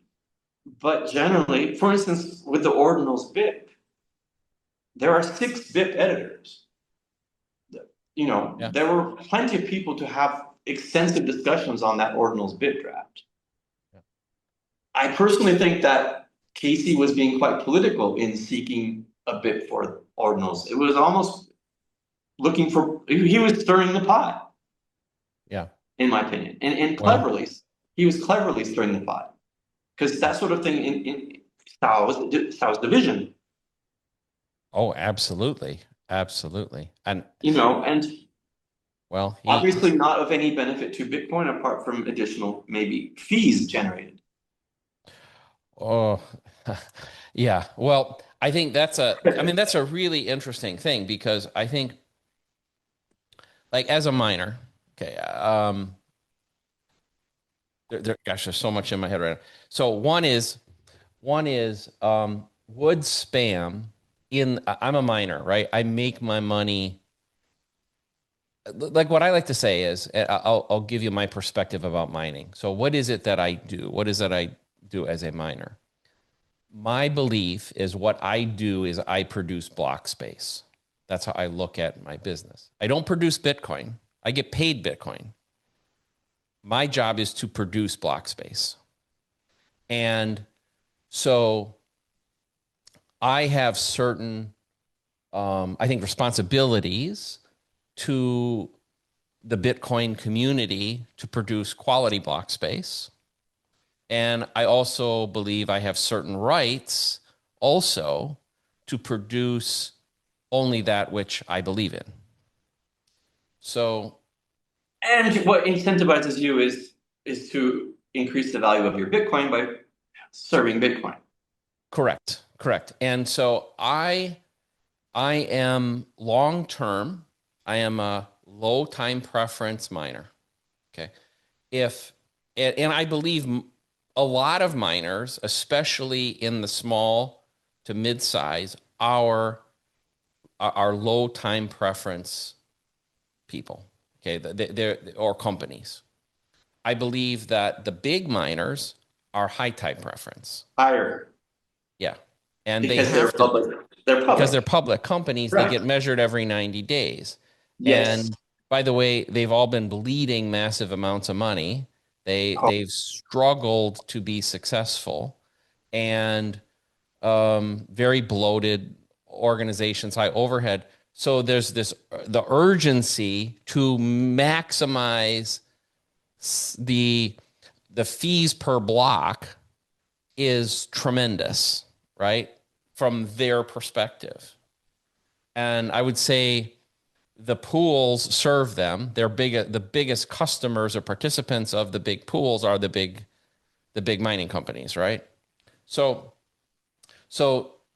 there's a lot of self-fulfilling stuff there about why do those templates get created the way they get created versus another way. As I said, I'm not naive enough to think that future blocks, no matter what we do, aren't going to have things we don't like in there, collectively don't like. And that could be JPEGs or whatever, right? I mean, those things are going to come in there. I'm realistic, but I want them to be expensive. The filters to prevent them, as you said, are not censorship. And we get into some semantics here. They are, they're really an algorithm, right? I mean, I said you're a coder. I really that's my roots. So it's algorithmic, right? So I have to have a criteria. I'm a miner. I create templates. If there's 100,000 transactions in the mempool and I have room for 4,000, there must be a criteria by which I select the 4,000. And that's done algorithmically, right? There has to be, and the filters are that algorithm. And my filters can be different than your filters. Again, going back to the responsibility to the ecosystem that some may feel and some may not, but at a minimum, they have a right. So I think that when people say censorship, they don't know what they're talking about. Like, I think it's absolutely ludicrous. Censorship would be me saying, I don't like person X or organization X, and I know what addresses they're attached to, and I refuse to put them in my blocks. Well, it's also ludicrous because it's a free rider problem with people's disk space. Oh, that's on the node side, right? Yes. Yeah, right. On the node side, right. Like, yeah. I don't think it's censorship if I don't want to give block space, disk space, my disk space. Right. I had to start pruning some of my nodes because of what happened. Yeah. And censorship, I don't think we're talking about censorship when it's about my disk space, Right. Well, right. Well, because there's, one of the reasons I was talking to you about the templates, though, was I think so much attention has been on the node side, and True. My node, my whatever. But I'm speaking as the miner, like, hey, these things impact the template that gets created, the actual blocks that get created that are part of my monetization of block space. Do you feel like you lose some income by applying filters to your templates as a miner? No.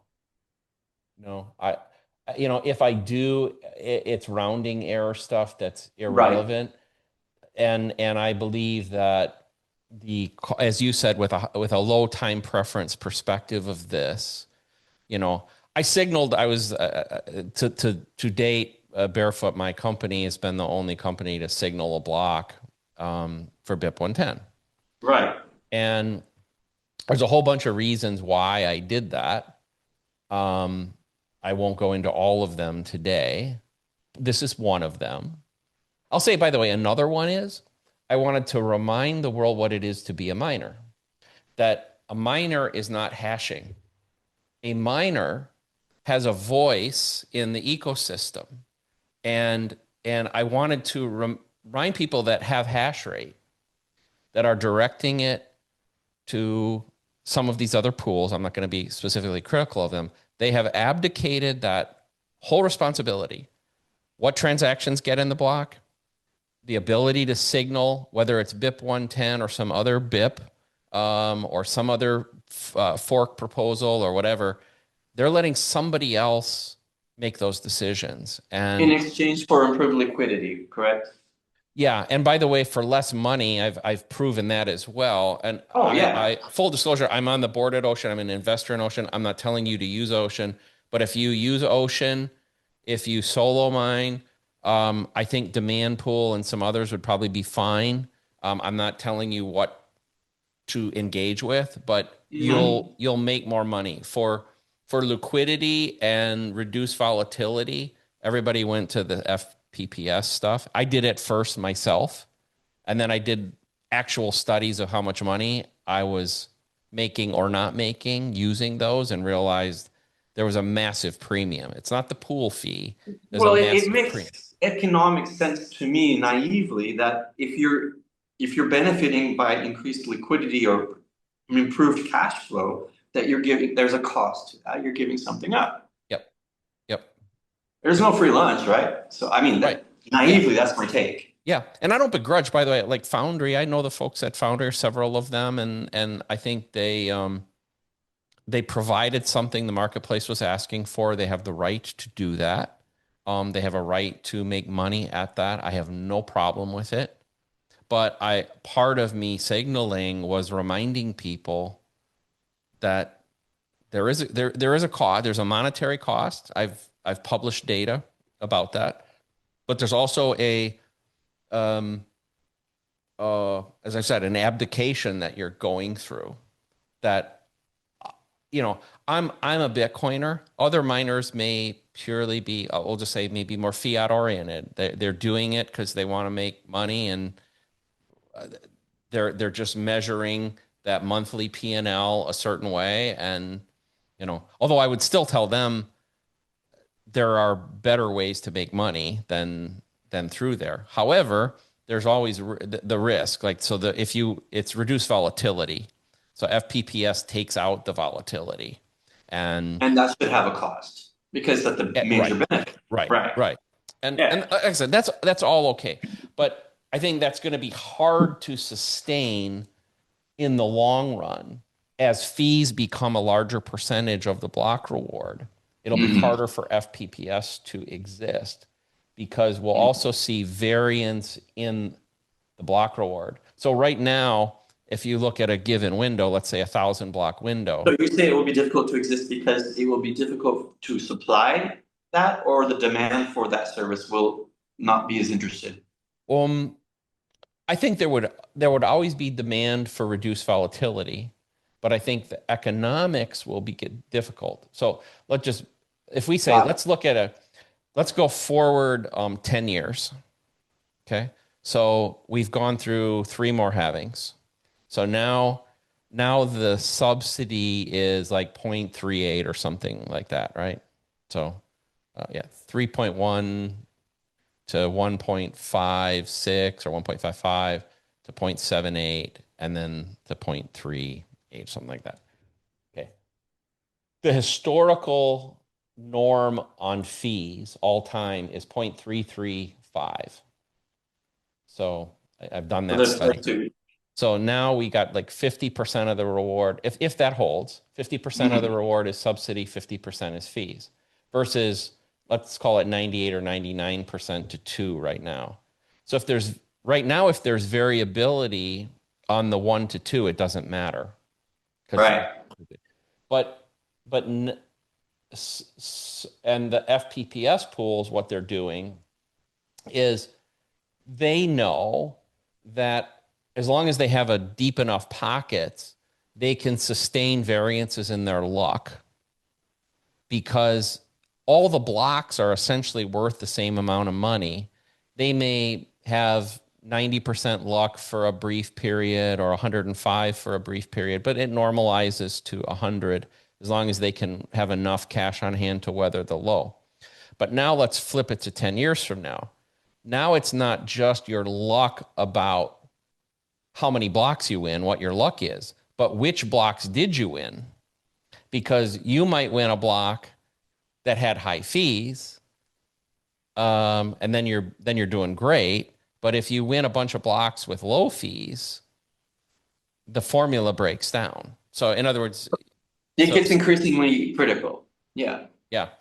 So, and I also hope, I think for Bitcoin, we talked some about centralization. One of the things I'm proud about with Ocean is, we now have hundreds of unique template creators through Datum on Ocean.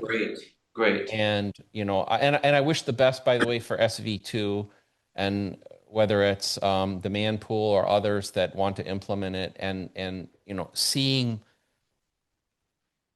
people that think they're miners but are really hashers today become miners again. Like that's... Yes. One thing I pushed on Mechanic and Luke about, and I forgot to ask them when I saw them a month ago at Plan B, is have they open sourced fully Datum? I don't think yet, but the intention is to do so. If it hasn't happened yet, forgive me if I'm wrong, but the intention is to do so. Because I remember pressuring mildly them to make that a priority, but they've got so much on their plates, and I haven't checked. I have forgotten to check back on that. Yeah, that is the intention, right, to do that. And I think pretty much without question across the ocean.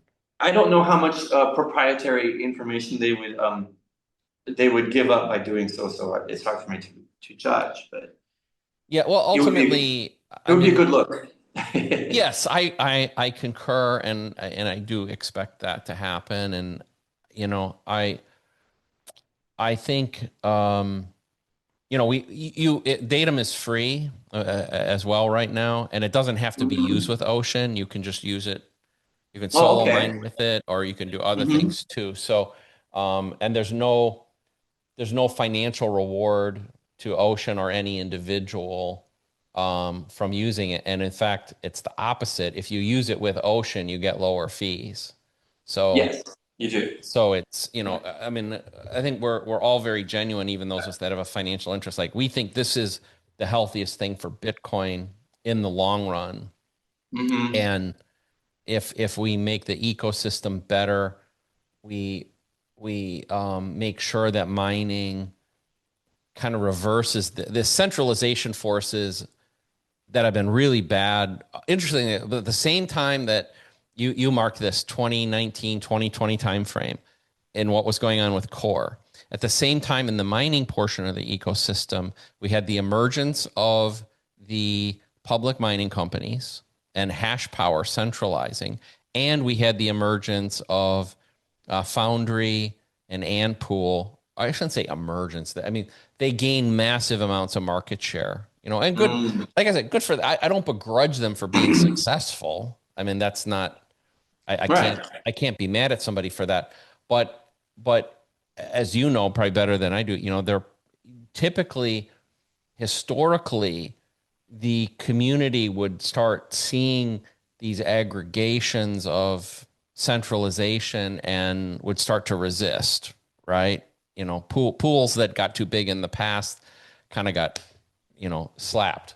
And and we need that to continue in every way, whether it's centralization of hash, developer funding, which has been broadening, except that too much of it comes from the same person, Mr. Wonderful Jack Dorsey, who funds it all. yeah.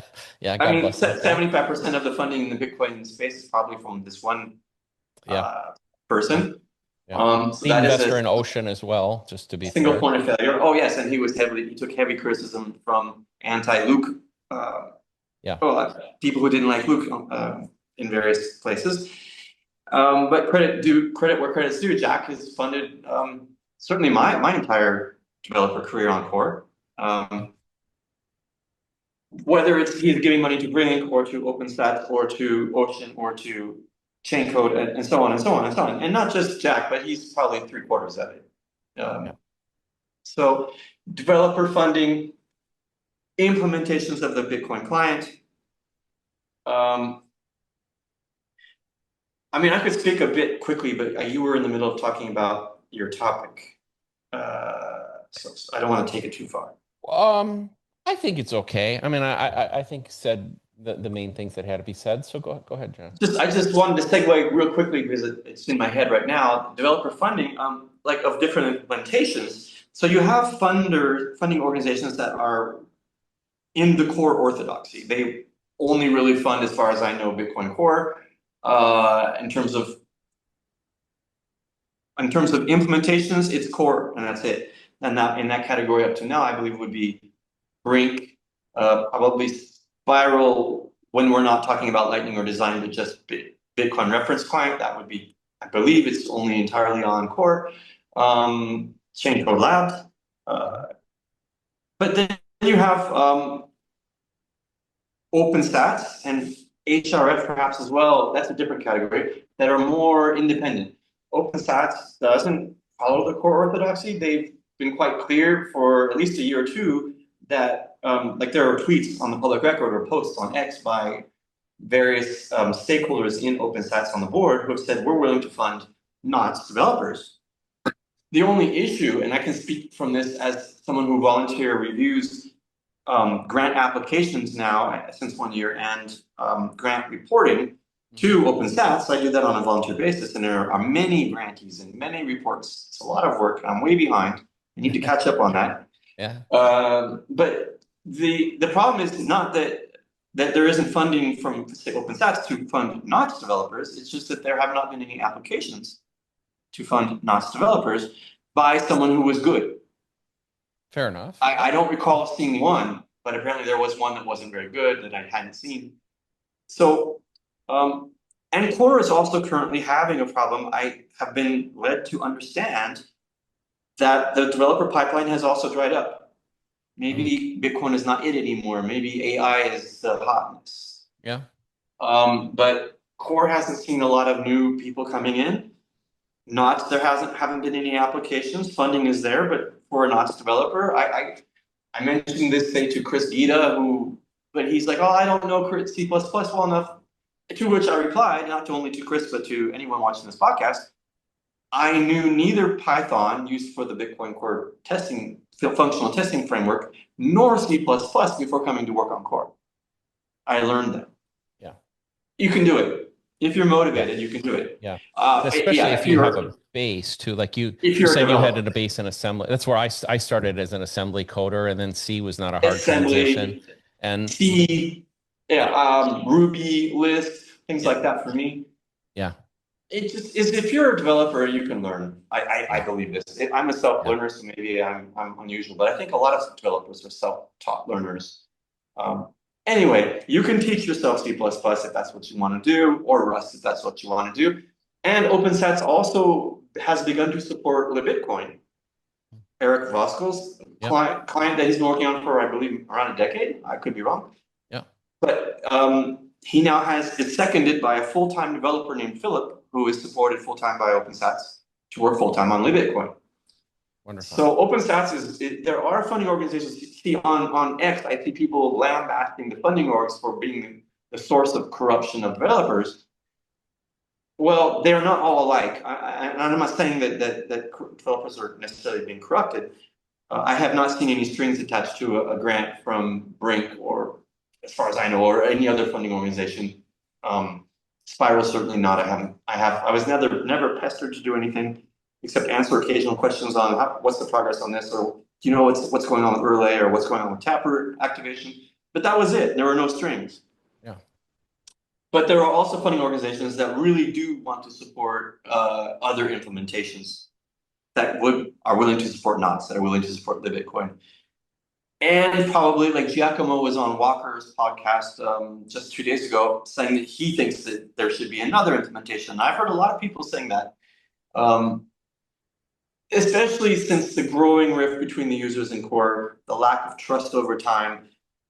whether it be Core's actions, Core's judgment, the way Core became collective, whether they went DEI. And that was denied today in a tweet by, say, Matt Corallo, but the record, I believe, speaks for itself, and we can touch on that if we need to. But if I don't, I'm sure someone like Hodlonaut, who is currently investigating this, will. The record needs to come out and be laid out for all to see so that people can judge things not based on what someone denies or confesses, but on what actually took place. Yes, yes.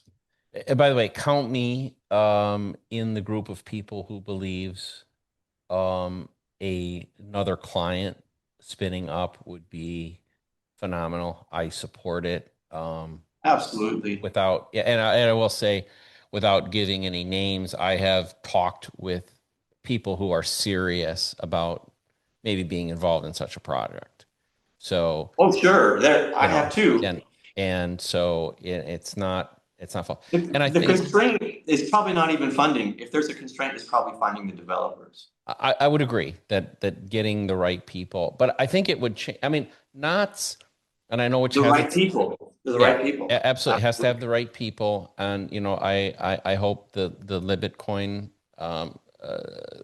works. I want it because I'll go back. I use this PC analogy that I think you somewhat understood. The personal computer industry ultimately was successful because Gateway and Dell and Toshiba and IBM and HP and Acer and all these companies had to work on this common standard and evolve it together in a fair way. It, by the way, goes a lot slower and more frustrating than probably a lot of people want. But at a certain point, that's okay. Like, and I think what would end up happening is if we could get 3 to 4 that all had maybe high single digit to or higher percentages of the market, of the nodes running, they would each be big enough to have a voice. We'd also have multiple centers of ideas and innovation.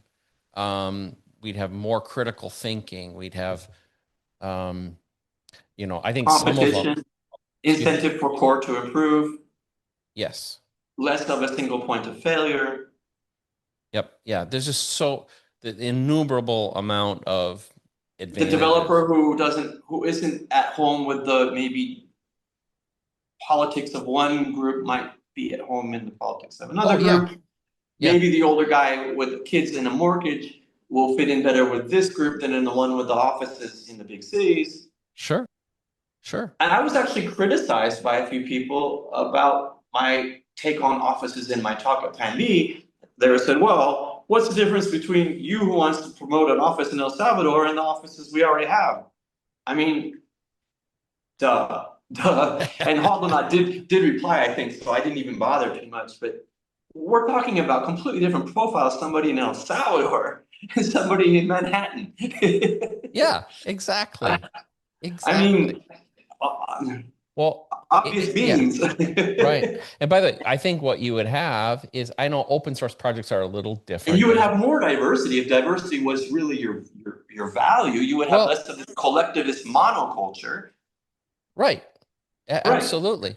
I think what you would find ultimately too is you would find poaching, that people unhappy in project A would look to projects B, C, and D and say, hey, I've been working over here on delay policy or whatever. It looks like you're weak in that area. Would you consider letting me be part of your team? Or vice versa. They might realize they have it and they'll recruit. And teams would be happy to have developers. For sure, Knots would be happy to have developers. Libitcoin would be happy to have developers. Sure. Absolutely. Sure. Absolutely. Yeah. Developers. Yeah. And by the way, I want to say one thing about Knots too.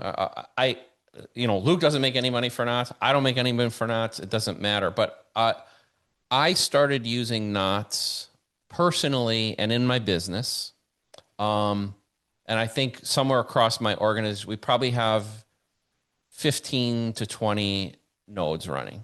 Okay. So I think all but one or two are knots. We have a couple core ones too.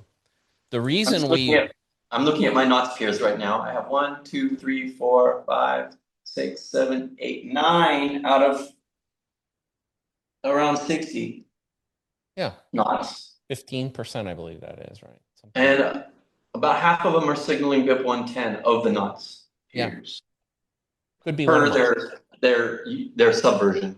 Yeah, could be Yes. could be one of mine. But the reason that I run knots has nothing to do with ocean. Well, it has something to do with datum, but it has nothing to do with ocean. It has to do with being a template creator. And the reason I started using knots, which was over 2 years ago, was that what I saw was an ability to have much more flexibility and configurability, obviously in my mempool and ultimately in the templates I create. That's why. It had nothing to do with spam. It had to do with, and by the way, I find it easier to use, easier to set up, easier for my team that works on them, all those sorts of You factors. have And more configuration choices on knots, don't you? yeah, yeah, you have more configuration choices, Mm-hmm. things like, for instance, in your template or in your mempool, you can give preference to coin age, which was something deprecated from core. I don't know when. Luke could tell you the history, but I think it's kind of a cool thing that I can in my template give some deference, some preference, excuse me, to the older UTXOs. Say, hey, this guy's been waiting 15 years to spend this Bitcoin. He gets to the front of the line. Like Cool. I think that's cool.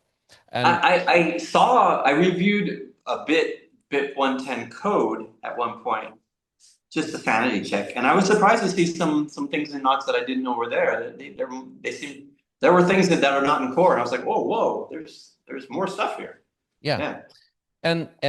I made that point earlier that really comes back from my PC design days and consumer electronics days about generally giving people more choice and more configurability. And I so, agree. you know, Yeah. knots. So before the spam wars, before the whole thing, I was using it, and I know I was part of, I don't know, 1% of knots users in the world. I mean, it's 20% now or something like that. Um, Mm-hmm. but Yeah. but I hope that's where we go. Like I said, um, I think Right. we're at, A playad of maybe 4 good implementations, but robust with the criticism that people can make of the non-core ones is that they don't have the robustness and testing and fuzzing and reproducible builds and community around them. And that hopefully needs to change. It should change. I mean, if we're going to have yeah, multiple options for people, they need to be robust options.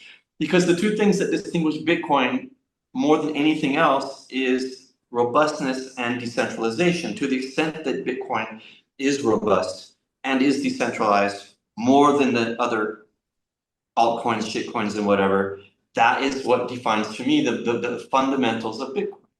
yeah, Everything yeah, else is on top. right. You can't And scale, you can't do adoption, you can't do features if you don't have the robustness and the decentralization. And that comes from AJ Towns. He made a famous blog post about that. And I've always adopted that view. Robustness and decentralization are the two deep goals yes, that I we agree with that. cannot sacrifice. If we sacrifice those, we lose everything. I concur. I concur. And I hope you said I realize that there are waves where um certain things are, like you said, AI, right? Like AI may be sucking some talent, and I get it. And maybe Although, electricity. well, okay, fair enough. But that said, like it's interesting. You mentioned that you have some experience programming in Lisp. I was programming in Lisp in like 1984, and I was in Prolog in Lisp back in those time periods. AI is not new. These recursive No, languages and all that. Like there we've was the been, AI bubble then and then yeah, the AI winter. right. And Yeah. obviously we did not have access to the horsepower available today to do things that were as interesting. And so I Well, didn't, the AI had a different approach completely back then.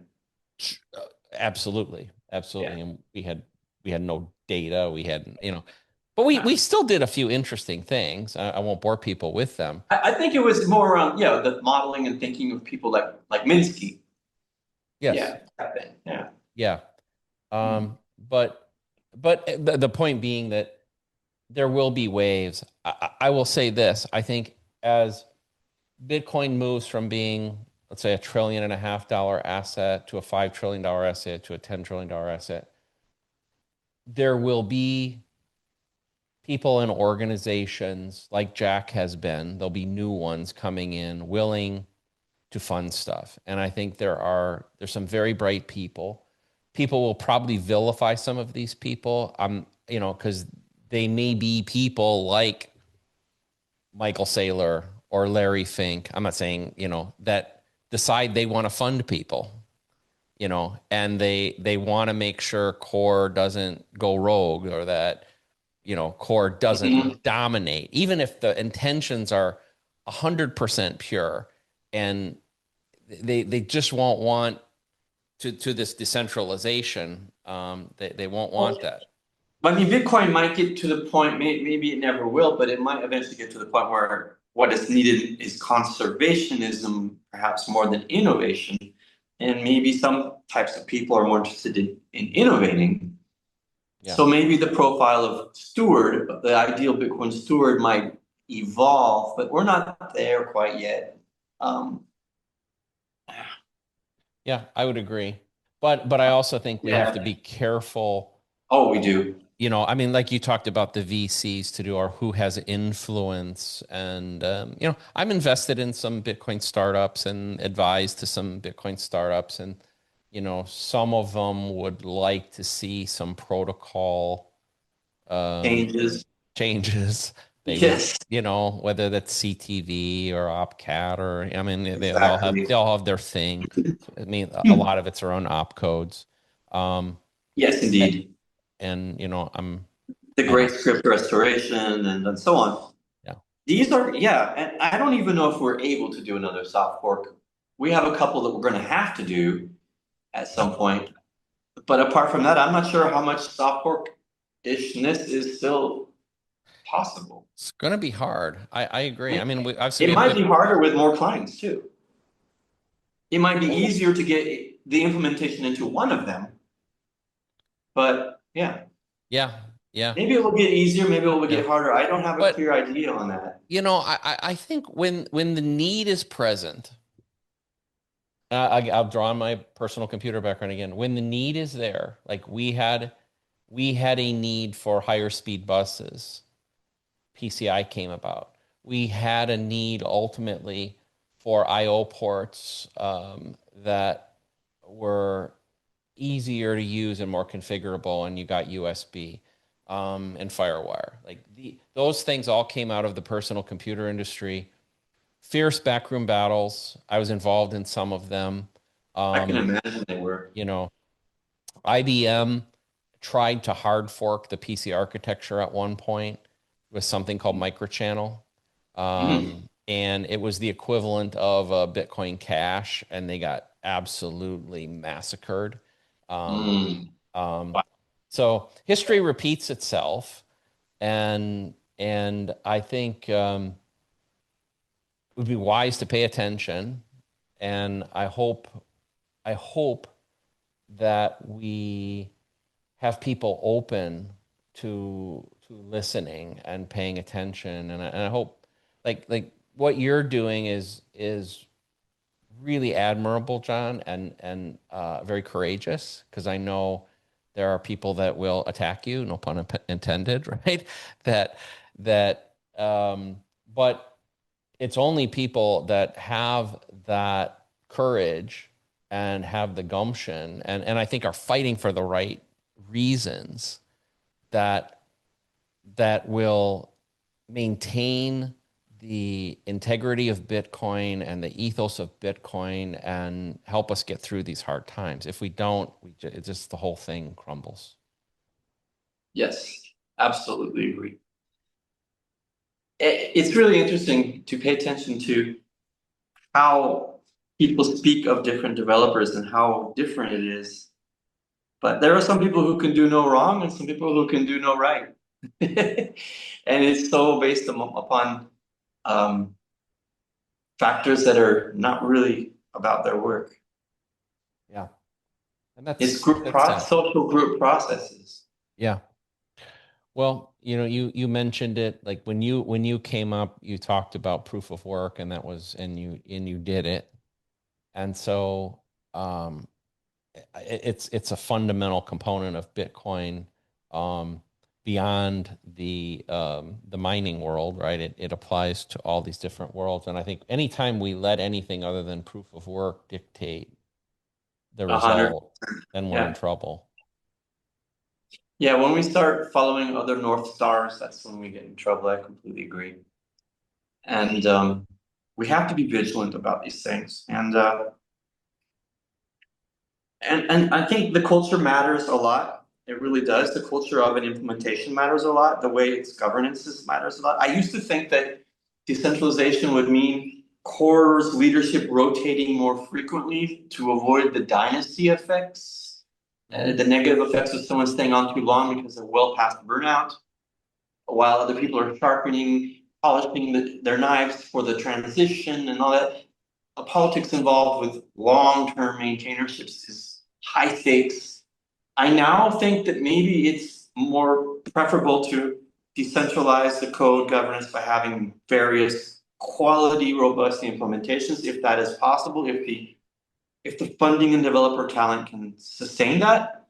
Yeah. And then each of those could have perhaps, hopefully, a good, wise, humble, or valuable, productive leader, um, with different philosophies, and let the users choose and sort that out among the different options. I think you're exactly right. It's why term limits are important in politics. And if you don't have term limits, you end up with these monarchies, as you said before. And I think Oh, and the funny thing is that proposal of mine has been suggested by core power people, but not for core, for the BIPs maintainers.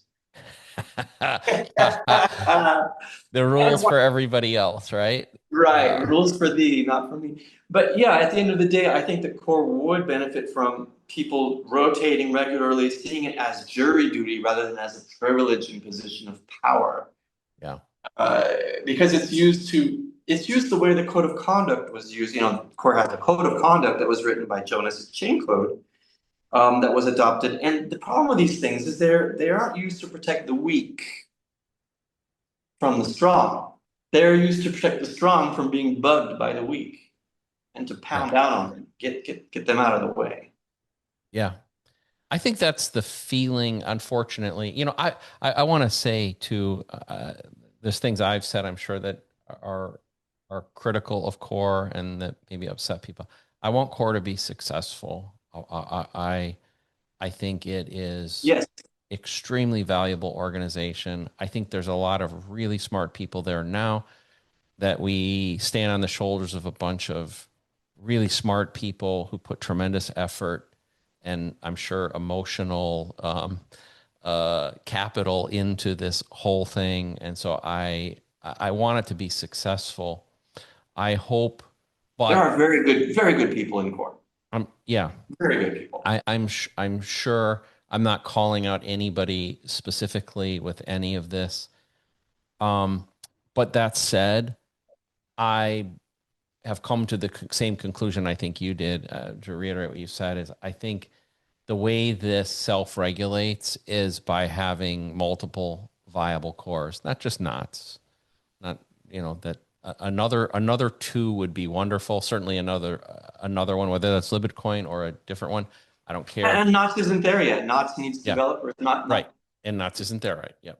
I mean, Mike Schmidt suggested, among other things, that I be more balanced in what I say about core. And so I will say that core has done some things, not only has very good people, but it has some unique advantages at the moment that none other has, in terms of the amount of compute it puts into its fuzzing, into its continuous integration testing of it that is very complete in terms of the draft bot automation in terms of managing the pull requests and issues. Core has automated a lot of really icky, annoying, miserable aspects of the developer life to make life much easier and quicker and more productive to contribute. Core has made some really important strides in reproducible builds, using geeks now. That was also Carl Dong, who I mentioned earlier, who was working on separating the consensus engine. Core has a long-term plan to separate the consensus engine. There are plans. Core has a lot in flight, actually, maybe too many things in flight, and I think it will be possibly difficult for them to avoid some serious bugs if they move at the speed of all the things in flight seem to suggest. Core has a lot on its plate. It needs more developers as well.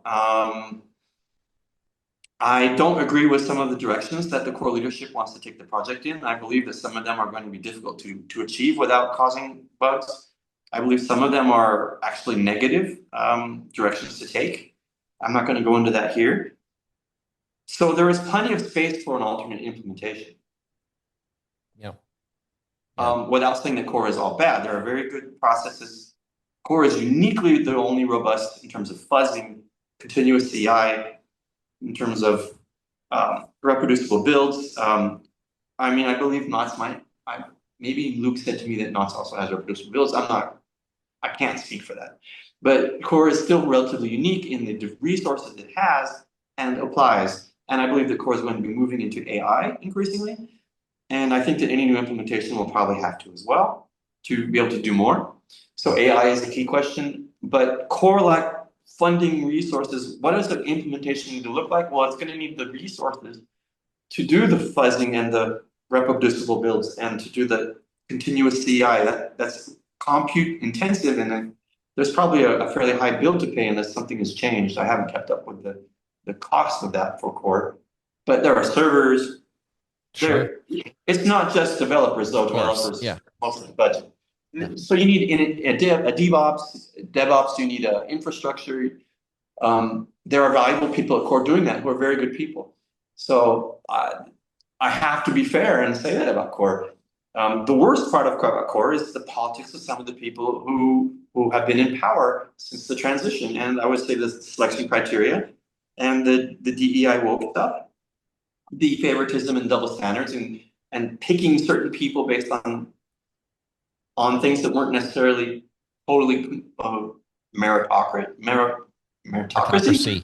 Thank you. But and then picking the horse and grooming that horse to go far and be the future leader. And that happened more than once, and it was really blatant. And the record does speak for itself. I'm sure Hodlonaut or someone else will lay the record out, and it will be clear to people that it's not just some claim by some rando core dev.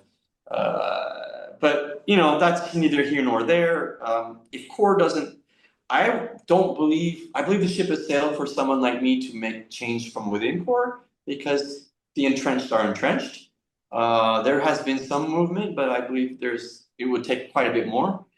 And so, yeah, someone like me who maybe is more independent, not into an office in New York City or Boston, or London, or San Francisco. And I believe there are Core developers who are very good who would also like to get out of the office, but who for now need to be in an office. Yeah. So increasing the size of the space, and I think we all agree on that, is only going to be beneficial as provided we can find the people and the resources to do it well. Yeah. The frequent criticism is that here on Core, we are so constrained by experienced good reviewers that it would be detrimental to spread those reviewer resources out amongst multiple implementations rather than focusing them all in Core. I think that's a very socialist point of view, that the pie is only this big and can't get bigger. Yeah. And so we have to cut the pie. It's all about how do you cut the pie rather than growing the pie and welcoming people. There are developers who cannot be as productive on Core due to social reasons or whatever, their personal situation, than they would be maybe a different style of organizations. And so let's just welcome them all and try to increase the pie. Yes. The capitalist approach. Yeah, not the collectivist approach. Yeah. Well, we've got 8 billion people in the world, right? And it's one of the things I How many developers in core right now are from Asia or Africa or South America or Latin right. America? I mean, Yeah.